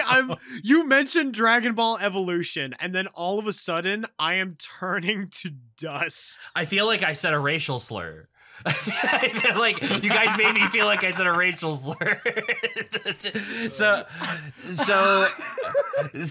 anyway, the one small nitpick was the thing about the Red Ribbon Army. One thing that I am still on the fence about, and I know that people are going to disagree, is that Gohan is now currently in these trailers Super Saiyan 2, and that's fine. It's cool. If I would just like for them to tell me why, because this feels like it's a sequel. Because Pan's older, so this is the last Super movie was manga canon. So I can only assume that this movie is manga canon, and that would also mean that this movie is also a sequel to the arc we're currently reading. So this is a sequel to whatever arc we're in, and probably whatever arc comes after it. So. Spoiler alert, Goku and Vegeta survived their next fight and or were revived by the Dragon Balls. Who knows? Or the Goku and Vegeta that you saw in that movie were clones, and then this begins the clone saga. And Gas absolutely bodied them. That makes sense. Goku did just have to kite the boss. Anyway, so successfully. The first time I've ever seen an anime protagonist kite a boss successfully. So... I don't know how I feel about Gohan being Super Saiyan 2. He looks good. He looks good in Super Saiyan 2 like this because they put him back in the green, which is his current manga canon gi. Because he went to the Tournament of Power in Piccolo's gi instead of Goku's. So good. So Gohan, he looks great. I just want to know why, because I am a big advocate for Ultimate Gohan. I keep forgetting that he is canonically Ultimate Gohan and not Mystic Gohan. Because I just remember Mystic Gohan, like, poisoning the well. You remember alternate reality Dragon Ball Z. Anyway, so... I feel like it's less that, and, like, I'm trying to remember, where are these... I remember a lot of jokes about Mystic Gohan. Was that Team 4-Star? That was alternate reality Dragon Ball Z. It's like the sister abridged series to Team 4-Star back when Team 4-Star started. God, I don't even remember it. And they roasted Mystic Gohan into the ground, and then the fandom was just like, yeah, he sucks. Yeah. You're like and it was really unfortunate, but they have a really good point. Mystic Gohan is currently like 0-3 in fights. He really is. 0-3. I mean, his loses are to Majin Buu, Beerus, and Goku, but like, yeah, you know what I mean. And in the manga, he's like 1-5, and with a draw. So because he drew with Kefla, which is great. Yeah. But like it's really unfortunate. So this might be it. This might, if we're gonna get one thing, if Vegeta never wins a fight, let's have a good Gohan movie. Oh my god. Okay, but what ends up happening when Gohan decides, oh hey, I'm gonna take this, and then all of a sudden Goku's like, hold up, I gotta get this, and he pulls out the Glock. I would love if Gohan like was beating this guy, just absolutely wrecking this guy. And then he looks over. He pulls out a tiny little bag. He goes, "All right, Dad, I'm tired. Can you take over? This guy's really strong." And then Goku comes up and goes, "Ah, yeah, I'm really excited." And then Gohan goes, "Hey, Red Ribbon Army guy, whatever your name is. It's probably some sort of pasta. So let's say, hey, fettuccine." And then he throws a sensu bean at him. And then he throws a sensu bean at his brother. And then he throws a sensu bean at like a robot that they were piloting. And then he goes, "All right, Dad, good luck." The fucking salt. Like, I would lie. Hey, Dad, remember Cell? I know that Gohan has no sour grapes with his father. You know what I mean? Even in the abridged series, Gohan has no sour grapes with his dad now. He's over it. You know, they ended it pretty well. However, I would love if one time Akira Toriyama did one for the boys. Please. Like, I'm begging. For me and the boys. You know what I mean? Just let Gohan be a little salt about like the fact that not only was he forced to fight for his entire life when he never wanted to, but why did your father do any of that? Oh fuck. Okay, and now Kai. Since I've kind of given my fragmented thoughts, what do you think about the Super movie? yeah, I haven't really been vocal about it. I have a little bit of a disdain for Dragon Ball, for personal reasons. Okay. But for the sake of like, you know, I am going to watch the movie. That movie looks nice. Did you see Super Broly? Yeah, I did. How'd you like that from an artistic perspective? I like Super Broly. Yeah. Like, from the perspective of like, you know, like an artist, like it was really well done. There was a lot of shots that I know Jahi did that were like really, really like top notch. And then it just kind of felt like that was Toei being like, okay, we have to make this movie look as good as possible. I really am excited to see. So Broly's in this new movie, and it'll be his first appearance since his movie. And you know, people have been begging for him to show up. So I am very hype about seeing Broly just do anything, because I want to see what he looks like in other styles, because we don't know what we kind of do because of Fighters, but like we don't know what Broly's gonna look like when they finally start animating Super, which please God, please, anybody, if you can hear me, Toei, just give us a date. If they're putting as much work they're putting into what's it called, One Piece, then maybe they'll give Dragon Ball some love. I don't know. I don't keep up with either. All I know is that One Piece apparently right now is being animated very well. So I would just hope that, you know, they give the same love and care to the other of the big three. Yes, I think that like if I got a release date for whenever they're going to continue Dragon Ball Super, or if we got information that confirmed whether or not they had plans to continue Dragon Ball Super within the next 4 years. Like if you told me that the next time I see an episode of Dragon Ball Super was in 2026, but that was the beginning of the Moro arc, I would say fine. I would be perfectly okay with it. I waited for Kingdom Hearts 3, for God's sakes. Like I can do another one if it means that they're going to animate that arc, because I think that arc on a week to week would be really good. On a month to month, it was dog. Anyway, we have other things on the docket. Yeah, we have other things on the docket now, and for the sake of our docket, and for the sake of this wonderful labyrinthine thing called pacing, we have a few other things on here. But you know what? We can swoosh right past those, because right now there's one thing I really, really, really want to talk about, and that's Demon Slayer. Oh yeah, I can talk about that now. Wait, okay, so I've got as much as I will have.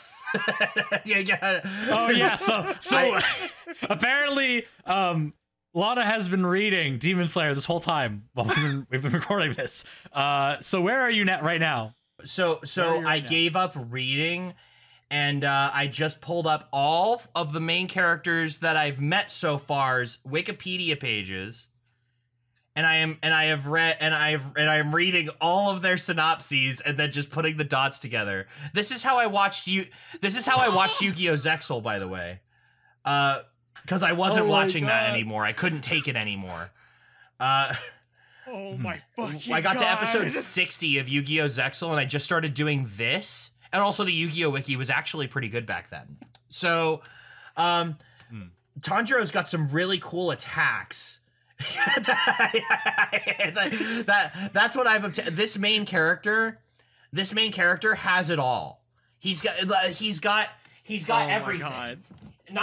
So he's got a family that he cares about or cared about. However you want to spin it. He cares about his family. Nezuko's still there. Yes. Yeah. The story is not complicated. Like the premise is not complicated, and his outfit is pristine. You couldn't have put this kid in a better outfit. People have been trying to solve green on shonen characters for years.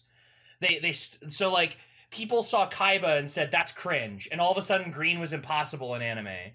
And then people have been really trying this generation. That's why Izuku Midoriya is what he is. But I think they went too far by giving him a green outfit and green hair. I disagree. I'll fight you over that. That's just a personal opinion of mine. I mean, that's the point where he becomes Green Naruto. Yeah, like, see, that's my heat. That's precisely my heat. Even if his hair was black, he still would have been called Green Naruto, and you know it. Yeah, but that would have been fine. It would have just been a green outfit. I would have liked blue hair, like Sasuke blue. Okay. Yeah. I don't know. I like the visual unity of Midoriya's design with the green hair and the green outfit. But now we're getting into color theory, and I haven't gotten to talk about Demon Slayer yet. And I would love to talk about the new My Hero movie, but on another episode. Another day. Yeah, I just didn't want to talk about My Hero this episode, so I've been steering clear from it as much as possible. I don't dislike My Hero. I'm just tired of it. So I think that's really cool. I think that they did a very good job progressively making these characters stronger without making them into like universally god slayers. Now they are from what I've seen, because I've also seen the end of the movie. I've exactly seen the last 20 minutes of the movie in my life. Okay, so hold up for a second here. We're getting a little ahead of ourselves. I want to reel us back here for a second for the people at home that might not know what Demon Slayer is for some reason. Oh, sure. Yeah, so you start off in this town, and this kid Tanjiro is just in this town, and he's like doing some jobs, you know. He sells like coal or something. And they are exactly. They are coal salesmen. Ah, okay. So and this is me reading the manga really, really fast. In this show. So please bear with me. I think this will be fun. Okay. So Tanjiro is in this coal thing, and there's a bunch of exposition. like as fast as possible. Like, and Jujutsu Kaisen did this too, but a little better. So they're like, hey, careful, demons, and he's like, what the fuck does that mean? And then he comes back to his house and everyone's dead.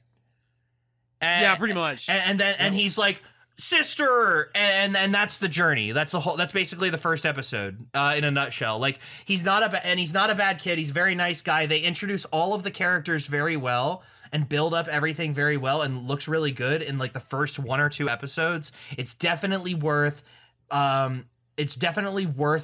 most of the hype. You know what I mean? Yes. This isn't Naruto hype where it's like it was on TV and everyone gravitated towards it. This is legit. This is legitimately. It really does breathe a breath of fresh air that I felt like I was missing from shonen animes that everyone told me would give me a breath of fresh air. like Black Clover, for instance. But I also watched but I've also heard Black Clover's manga is better than its anime, and I watched the first couple episodes of the anime, and I was a little so maybe I have a little bit of bias there. But the anime had a very, very rough start from what I remember of Black Clover. Yeah. So when but here I was into it. I've watched a couple scenes while I've been sitting here, and like even before we turned on the recordings, and I'm all right. I like this Tanjiro guy, and usually the thing that I need to be able to watch a show these days is to not hate the protagonist. That's one of the reasons that I don't like Eva. I just don't like Shinji. And so this was a big thank God for me, because I would not have enjoyed watching a show I didn't like for the sake of posterity with this show, and I'm happy that I have been enjoying what I've been reading. That's good, because I will say right now that there's a way that I like to describe Demon Slayer. And like in terms of the pacing at the beginning, where it's a very simple premise of essentially it is a revenge story for Tanjiro to get back at the person that fucked up with his family while also finding a way to change his sister back, who had been turned into a demon. And what it is it gets you on that path real fucking quick. You know immediately what it is that you're getting into for the most part. But the way that I like to describe a show like Demon Slayer, and it's also how I used to describe Hero Academia until very recently, when Hero Academia kind of started to get bogged down with a lot of stuff, is I call it weaponized shonen. What it is Demon Slayer as a whole tends to play super hard in to the tropes of what makes shonen anime in terms of bombastic fights, memorable characters, the central theming of self-improvement and getting stronger, believing in yourself, all of that stuff. Demon Slayer, if you look at it in terms of what the story is doing thematically, is doing nothing new. But it is executing all of those themes so well and with such good pacing and with such good character writing that you don't care that they're tropey, because they're well done. It doesn't matter if it's tropey. Tropes are tropes for a reason. I remember someone told me that Ippo had tropes in it, and I was like, motherfucker, that's probably where they came from. That's not true, actually. They probably came from Ashita no Joe. Oh yeah, I'm just saying, well, maybe not all of them. I'm just saying, like, there's probably something that they did, like, forget the dancing scene. That show is a meme maker. It has to be a trope maker God. Too. But getting on to Demon Slayer in terms of the current arc, which I don't know how you're going to be with this, but I know at least Kai and I managed to find the time to get through it. I am caught up with the Entertainment District arc. And yeah. Jesus Christ, man. Ufotable blew it out of the fucking park. No, yeah. That, the entire whole, like, fight with, like Uzui and Gyutaro, that was just a spectacle to behold. That was, my God. There was so much good boarding in that entire last arc. There was so much, like the fight felt organic. It felt like, it was a believable fight to happen in two locations at once. Like that's what they really nailed that down. And even just like the climax of that fight, the visuals of it were done so beautifully. I don't even really know how to describe it other than just saying, like, no, it was good. I have no notes. That's good. There's no other notes. There's like nothing else. Like, oh man. Like, so, okay. There is one thing I want to talk about with Demon Slayer, Entertainment arc, Entertainment District arc. Fuck. Okay. So there's one thing that came up, and I felt baited, and I want to punch the author. So there's a point in the very, very beginning. Spoilers for Demon Slayer. If you haven't, get the fuck out of here. If you haven't, like, watched it or read it, like the ending of Mugen Train or anything. Fucking spoilers. Anywho. So what you end up getting is Tanjiro is off to Rengoku's family to tell them, hey, Rengoku's dead. And, and he wants to also talk with them to learn things about, like, information from the previous Flame Hashira. And so he gets there, and he runs into Rengoku's drunk, deadbeat ass dad, who is the worst, and until he stops being the worst. But for the most part, he's the worst. And Tanjiro does the Tanjiro thing where he's like, I'm gonna headbutt him. I'm gonna headbutt him. And he headbutts him, and it's great. And I love how Tanjiro's answer for anything in friendship is just, I'm going to headbutt them until they love me. And it almost always works. But essentially, it gets to that point, and then while Rengoku's dad is talking to Tanjiro, he's like, hey man, like, you're one of those sun breathers. The sun breathers, those are guys that, like, they're able to control everything. Every form of breathing that we do as demon slayers comes from the sun breathing. No, dude. And you sun It's the ripple. and you sun breathers, oh, you're so arrogant, thinking that you can come in and make yourself look better than the rest of us just because you're special. And, like, essentially he's going off, and Tanjiro's like, what the fuck is this dude saying? And, like, he's, like, freaking out about it. And he is later told that people that are sun breathers have special birthmarks on, like, their heads, and he has, like, a really black scar on his head. And then so his dad, Rengoku's dad, is like, you're special, after, like, apologizing to him essentially. And he's like, you have a special mark, you are powerful, and you have a great power within you. You are essentially the chosen one. And at this point, I remember watching the show being like, oh boy, here we fucking go. They're about to hit me with the shonen bullshit, you're the chosen one garbage. And then all of a sudden, the moment after they said that, Tanjiro's like, no, actually, I got this scar when some oil splashed me on my head. And then the scar got worse when I got into a fight during the Demon Slayer, Corps, like, selection exam. So I was like, oh. So they're actually playing into the fact that Tanjiro is actually just, like, kind of a normal-ish dude, and he's not playing this chosen one bullshit. Oh, okay, they hit me. I got hit. Okay, good on you, Demon Slayer. I was assuming tropey bullshit, but nah, you're in there. Kudos. Then, Also, Tanjiro is not Road to El Doradoing it. He's not going, yeah, I'm the chosen one. Yeah, totally. That's me. Like, oh god. Yeah, he's not putting himself in a position where, like, when people find out that he's not one, he's in trouble. Like, yeah. Isn't it because isn't he like incapable of telling a lie? Yes, he is hilariously incapable of telling a lie. There's a part in the arc where himself and his two buddies, Inosuke and Zenitsu. Okay, I got it right as you were about to say it. And I'm like, oh my god, how can I forget his name? He's my favorite. But essentially the three of them go in disguise as essentially, like, geisha. Like, and they're going undercover, going to these houses to, like, train under other geisha. So they're going into this house, and they're going to 3 different houses because the dude that is taking them to the entertainment district has a mission. And he's like, hey, you all need to meet up with my 3 wives. Why does he have 3 wives? Because he's sick! I love that dude. But anyway, they have to meet up with them to get some information.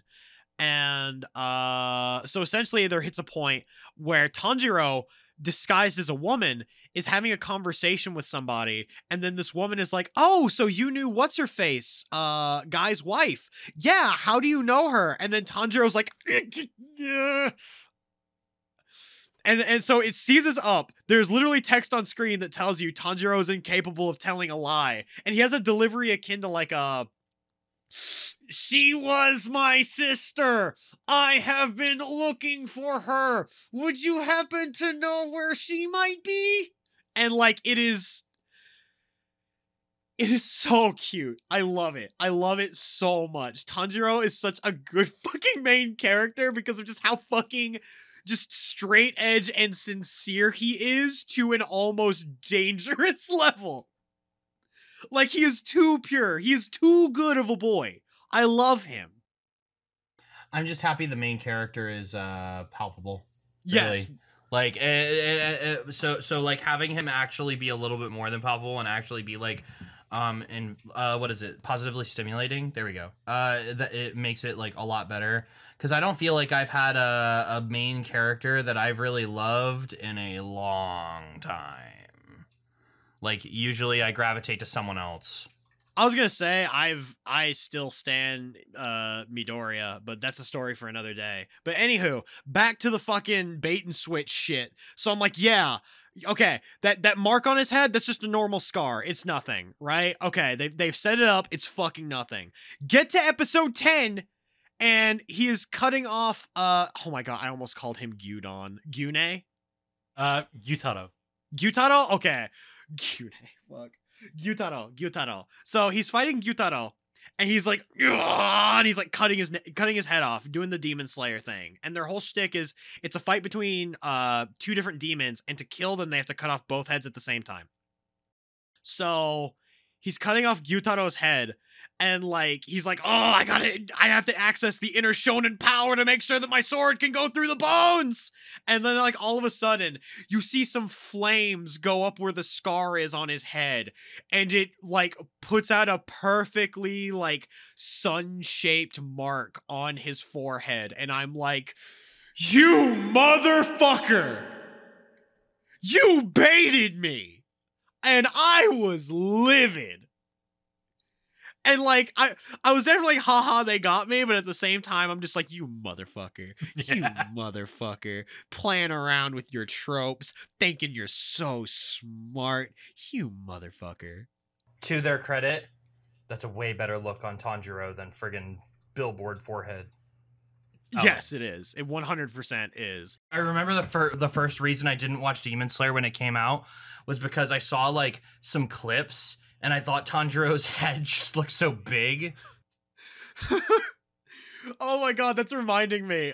So during one of the episode previews, this is really fucking funny. They're like, "Hey, you want to know why Tanjiro headbutts everybody?" "Oh, why?" "Because his mom would headbutt people whenever they were in danger."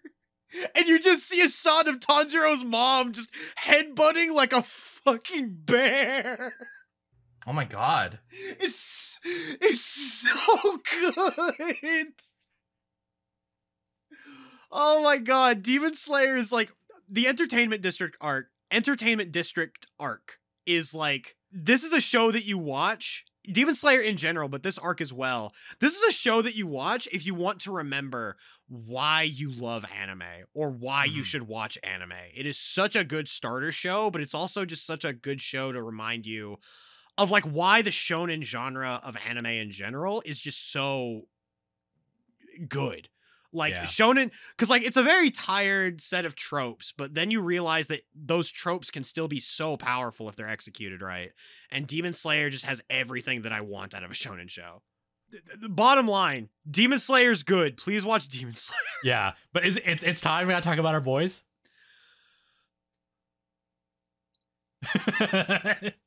We're gonna talk about Sabikui Bisco. Or, if you want that in English, Rust Eater Bisco. And what does Bisco mean again? It's like cursed child or something? Bisco means Bisco. It just means Bisco, yeah. His name is Bisco. D! Yeah, what's it stands for? D! It stands for D! Okay, but, fucking Sabikui Bisco. I was saying this before about Demon Slayer, where Demon Slayer felt like a show that this is a show that you watch to either know why anime is good or a show to remind you why you love anime.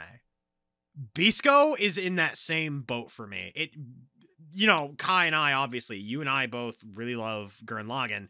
This show has so much going for it in terms of that kind of aesthetic, where it feels like Gurren Lagann, and then all of a sudden you're like, oh yeah, I'm kind of I'm digging this. We're going into that kind of like look and feel and aesthetic, and then all of a sudden it just goes crazy. And to give a little context for those that don't know over at home, Sabikui Bisco is a show about two dudes, Milo and Bisco, and they are what are essentially called mushroom keepers. Or at least one of them is. The other one's a doctor. Yeah. But we get more into that in a bit. Essentially, what ends up happening is Bisco is like this big Vash the Stampede style criminal who busts into a city to cause some chaos to help his grandpa. And basically his grandpa. Mushroom grandpa. But essentially, he meets up with Milo, who is a doctor. And Milo essentially is the one being like, oh, hey, I gotta help heal you guys of the rust, which is essentially the show's MacGuffin for like anime cancer, essentially. And so it turns out that Grandpa don't got very long and Milo's sister don't got very long because they both got essentially big fancy anime cancer. And so Milo and Bisco leave the city together on top of a giant crab to go out and find the cure for rust cancer, which is essentially called the rust eater, which is a mushroom. And you're gonna see a lot of fucking mushrooms in this show because essentially the main power that goes around with these two characters is they have special arrows. When they shoot them, they cause mushrooms to grow instantly. And by instantly, I mean mushrooms growing at giant proportions at like Mach 1. So imagine you shoot an arrow at the ground and you land on it, and then you just get a Sonic the Hedgehog spring just going boom and just propelling you into the air. The world is so cool. It's a very over-the-top show. It's fantastic. And it goes a mile a minute. It goes a mile a fucking minute. There's never a slow moment with this show. And like, you'll be watching it and you're like, okay, they're riding around on a giant crab trying to escape the city. And then Bisco turns and he's like, look out, it's the Hippo Squadron. And you're like, oh, the Hippo Squadron? That's going to be like a battalion of tanks. And those are hippos with giant guns.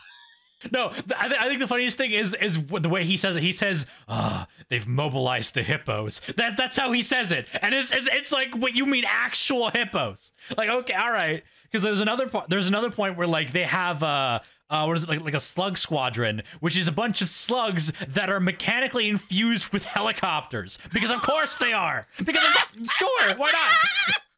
It's so good, man. God. And like oh god. And the art style in general is very grungy and like just, oh my god, it's everything that I love. The production in general, in terms of like the animation, I know the way you described it is it's very smart. It's very smart. It's a production that knows, you know, like where it can use reuse, where it can be you know, lazy in some parts because they know that they need to put more time and effort into the money shots. And even then, like the money shots we've gotten, they're good. They're not like, you know, comparing it to Demon Slayer, it's not the same level of like Yutaro versus Uzui. Like it's not that level of, you know, like shit's flying everywhere and it's all really well animated. It's like shit's flying everywhere. It's hype, but it's not like super smooth. Every scene I've seen from Bisco, like it looks like improved if they remastered like a really popular anime from the mid 2000s. Yeah. Yes, actually, that's a good way of putting it. Or like, it's a lot of what you would expect from like 80s and 90s animation, where you can see a lot of the shortcuts that are being taken, essentially. But like, it adds to the style of it. Yeah. At the time we're recording this, you know, the final episode of Bisco comes out next week, so we won't know, you know, how would that first arc that we're getting the end of. We don't know how we'll be able to talk about it in episode 2. Yeah. Yes. That's good. That's true. Yes. So this is a good seg for us to say we will be talking about this more in episode 2 because, you know, let's talk, like, if we talk about these two protagonists for a second, they're very pretty. They're so pretty. This show is very, these characters, this is usually the point where I say that the characters are over designed. This is the part where I complain for a few minutes about how the character is over designed. I am choosing not to do that here. The reason is because the world warrants it. Yes, 100%. The world is okay. So for reference, this is based on a light novel. The light novel, from what I've read of it, goes a mile a goddamn minute to the point where we're 11 episodes into the anime. We're not even through the first volume of the light novel yet. And like that, the anime has actually slowed down how shit happens in the novel, and it's still going at breakneck fucking speed. And like everything is ridiculous. Everything is over the top. Everything is crazy. And like, but at the same time, again, it's still so very human. I am totally okay with when an anime makes a show longer if it means that it is for the characters and not to randomly add things. A lot of animes have gotten a lot better about filler lately. I feel like they're finally starting to figure out that we don't care if the characters aren't doing a lot as long as the original content is being respected, and then like they're trying to do things that would make a consumer of animated cartoons more interested and more engaged with the characters than what the original content probably had for them. But I was going to say real quick, just like a little bit of like inside baseball shit for a second here. Right. I feel like a lot of why we've been getting a lot less of that like fillery, shitty content a lot of the time. The people that own these stories, the big publishers that approach these studios being like, we want an anime made, aren't putting in orders for goddamn ridiculously long seasons anymore. They realize now finally that you can make a season that is 12 episodes long, 24 episodes long, and then after that you can take a break. Yeah, like you can make a 1 or 2 course show and be fine. Yes, and like that's the reason why shows like that, like Academia, Demon Slayer, Sabikui Bisco, like why you're not being constantly bombarded with the need to fill out and pad extra time, because they're being more conservative with the episodes that they order, and that's leading to the money going where it needs to go more often and leading to more complete shows, even if you have to wait longer to get to them. It's a much better environment. Now the way to make that environment better, you pay your animators. Pay your animators. I'm not gonna stop saying it. Pay your animators. Yep. I'm mad. So so one thing that I've noticed that people don't know about anime, ladies and gentlemen, people of all ages and types, please lend me your ears for a moment. Do you want to know the reason that when your anime goes on hiatus, it's taking you know that they've like probably finished the arc that they're going to release? Do you know why it still takes so long for it to get back on television? Time slots, isn't it? Yes, it is precisely that. So, if you're like missing your show, you know, and like it's not being put on a streaming service for you to watch, or Crunchyroll doesn't have it yet because it hasn't been shown on TV yet. The reason for that is solely because their time slot has not been opened up yet. That's something that animation companies used to be extremely scared of, and that's why we got so many episodes of Naruto. So I ask of you, are you willing to be patient and wait for the time slot to open up again because another decent anime is in it? Maybe you could watch that anime. Maybe you could enjoy that while you're waiting for your favorite show to come off of the air. Or you've already found something. You guys will watch something while you wait. You guys don't wait until, you know, Japanese airings and Crunchyroll simulcasts every single time. If you're one of those people who cares about simulcasts and stuff like that, like the best thing to do is to find a product that you can attach yourself to in the meantime, because you know that the product is coming. I know that a lot of people would just say for you to go read the manga, but like, you know, with anime coming out so frequently and there just being such an influx of content, I can kind of understand why people wouldn't do that. So the moral of the story is, please be patient with your animes, or else suffer the wrath of a long 30-episode filler arc about a girl you're never going to see again. Oh, baby. Shoutouts to Naruto. Yep. But I was going to say also, and that kind of goes into another topic I wanted to bring up just real quick before we finally go off of talking about, I guess, how much I love Bisco and how attractive every single character design is for people that might want to get into anime, there's a lot of people that view anime, and when I say anime, I'm talking about, you know, Japanese animation. They view anime as a genre, and they lump like all anime like together.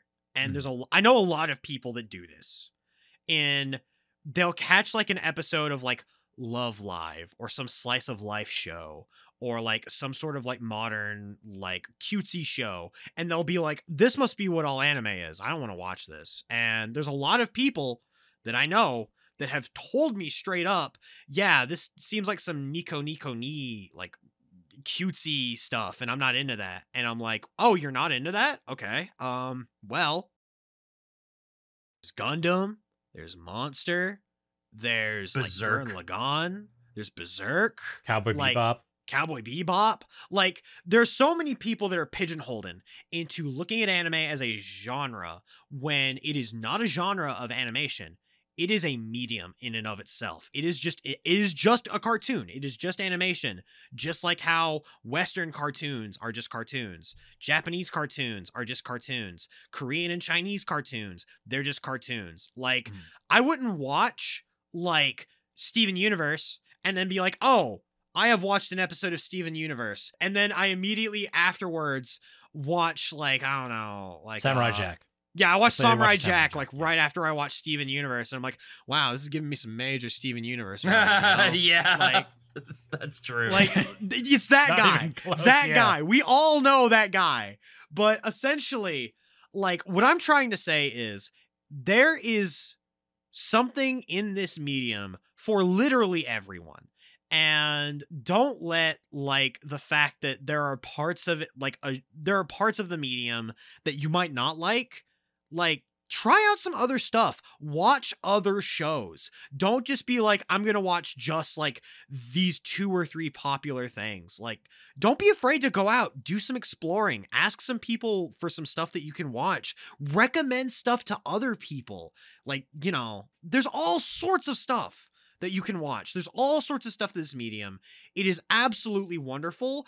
Don't get caught pigeonholed into like thinking that anime or just animation in general just holds into like one thing. There's so much. Yeah. There's so many cool experiences that you can get by sitting down and just like trying stuff out. So I implore you, like if you're someone that's like, anime is not for me, and you have somehow sat through all of this dog shit.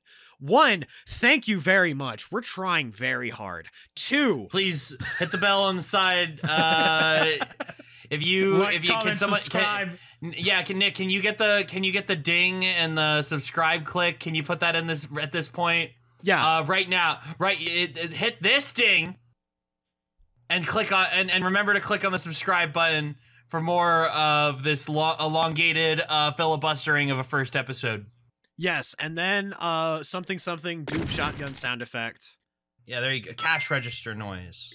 All right, so when the darling is dressed up, my dress up darling, I find it really funny that I put Bisco and dress up darling together because it's like You got me so confused over here. You had me so confused over here. I was like, what the fuck?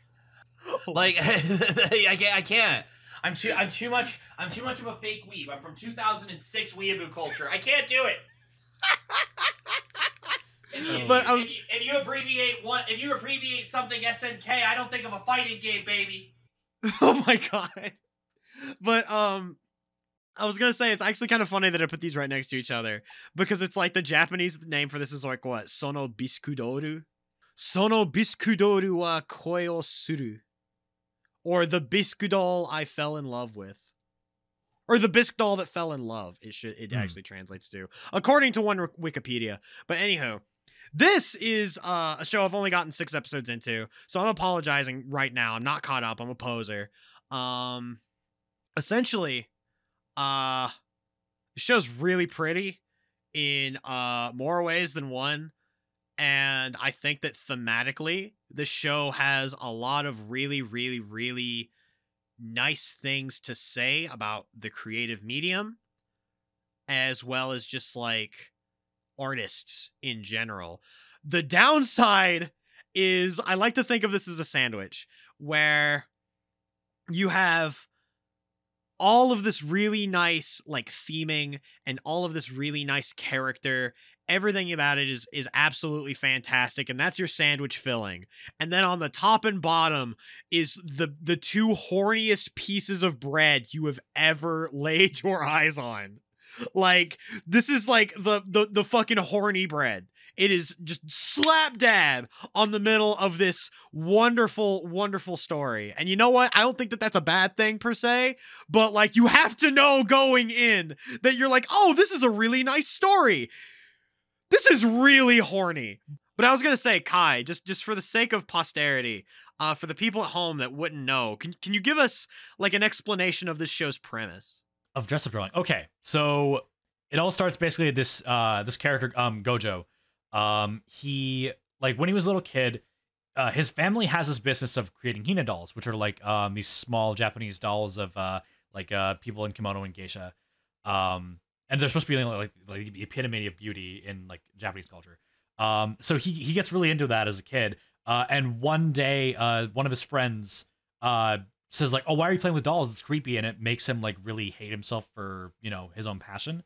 Fast forward to now, he's in high school. He meets this girl named Marin Kitagawa, and she's like this really popular gyaru girl who's like everyone's friends with her, but she's very open about, you know, her interests, like the fact that she's really into anime, the fact that she's really into like fashion and like cosplay. She ends up approaching him and says like, "Hey, that's really cool that you can do like Hina dolls and stuff. Would you be able to help me with some cosplay I want to do?" And it's a cosplay from an eroge. Yeah. So it's okay. it's very Hang on. You should probably explain what an eroge is. Because you said eroge earlier when you were talking about Fate, but you didn't really talk about what eroge is. Look. I'm a hypocrite. Yeah. Okay. So basically, it's like a naughty adult game. It's a porn game, essentially. Yeah, it's a porn game. So, you know, she goes to him and says, "Hey, can you help me make this this cosplay?" He agrees. And then it just shows like the intricacies of like, you know, making this cosplay just from scratch. Because because you see that like she had tried to make the costume herself, but she doesn't know what she's doing. So her costume was absolute garbage to the point where like when he sees it, he's like judging her on like her like stitching techniques and shit, and he's just like, oh, this is so bad. Oh, this is terrible. And then he realizes what he's saying like in the middle of it. He's like, "I'm so sorry. Please, I will help you with the dress, but I'm so sorry." Oh god. But it's a very like nice show. The relationship between Gojo and Marin is very cute. It is a little bit one-sided for the most part, especially where Nick is right now. Where in episode 6, just to sort of like time mark it, episode 6 is where she kind of realizes, or is it in episode 5? But like 5 and 6 is where she kind of realizes that like, oh, because he's so passionate about like, you know, like making clothes, he's so passionate about making dolls and all this stuff, that she is starting to fall in love with him because of his passion. And it's very sweet. It's very cute. Like it gets to the point where like, you know, you as the audience start to like try to be like, you need to tell him that you have feelings for him, because like at this point it would just fix a lot of like the awkwardness of like, you know, he's like, "Oh, I don't want to like, you know, intrude or like make you feel uncomfortable," whatever. He's trying to be like a gentleman. You know, it's a nice, it's a sweet story. For me, it's a very feel good story. And like I said before, it kind of gives me the same sort of like relationship vibes as like Horimiya. But I won't tread too much back into that. No, it's fantastic. And I would definitely, it's a show that I would recommend to somebody if they were looking for, if they've been acquainted with anime and they want to watch something that's like, you know, very sweet story with a very likable main girl. Then I would say like, yes, 100% watch Dress Up Darling. It's very good. It's just a strong cast in general, and like I was kind of saying earlier, it tends to drop a lot in terms of theming on, oh hey, like these are people that are very, very passionate about the things that they do, and it's essentially saying this is something that you love. Don't be ashamed of doing the things that you love doing. Mm-hmm. And I know a lot of people that are creatives that will always be like, "Oh, I draw, but I never show anybody. I sing, but I never like sing with anybody. I never record it. I never do any of that."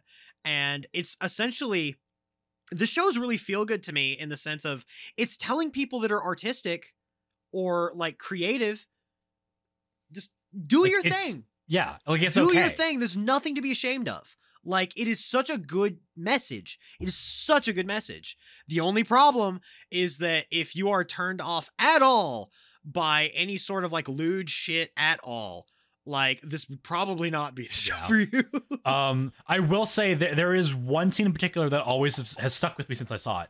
where it shows Gojo's burnout when he's making the first outfit. Yes. And the fact that like he's sitting there like in the dark, he's just lying on the ground. He's just like the dress isn't done. I'm so tired. The like the event this is for is like very soon, and he just feels like he's a failure. He's just burnt out.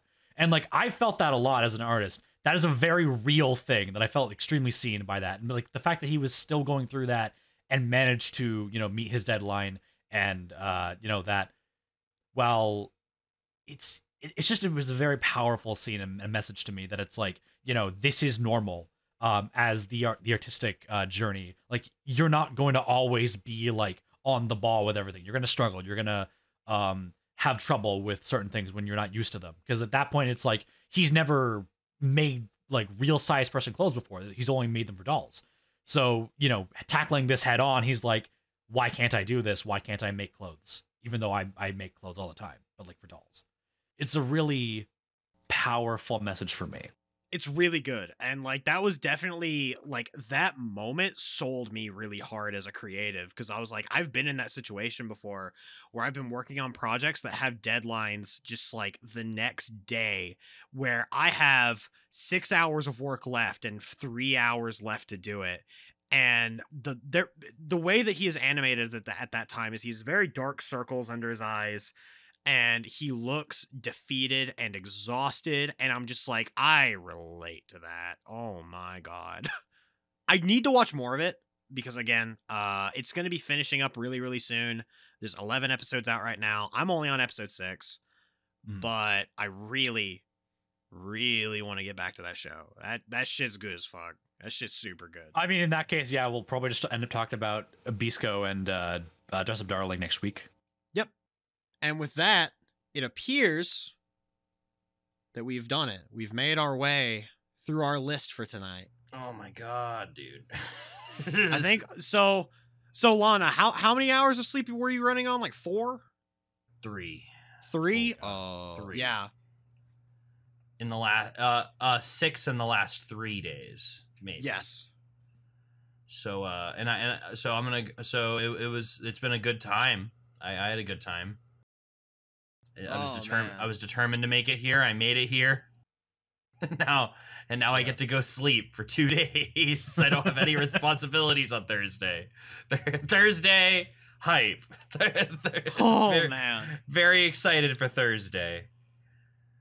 As a JoJo's fan, I should be excited for Friday.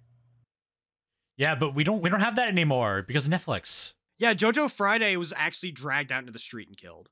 Yeah, because Netflix killed it with their own gun. And at least we'll get a bunch of episodes at once. Oh yeah, we'll get another 12 in like soon, I guess. Capitalism just continues to kill everything I love, though. I was about to say, yeah, this seems like to be as good of a point as any for closing off. Let me get my stupid gamer glasses back on for branding. Yeah, this is definitely like really fun, just to hang out, just talk about anime with. Maybe when I'm well rested, I'll have a wonderful time. Oh, I'm so sorry, Lana, that you're currently dying. It's okay. I just had bad luck. I'm gonna be. It'll be all great. And I'll know everything that I'm talking about. I won't just be flying on the seat of my pants next time. Oh man, but I'm just gonna say right now, if for some reason this episode does get released, which I hope it does, thank you all very much for sticking with us.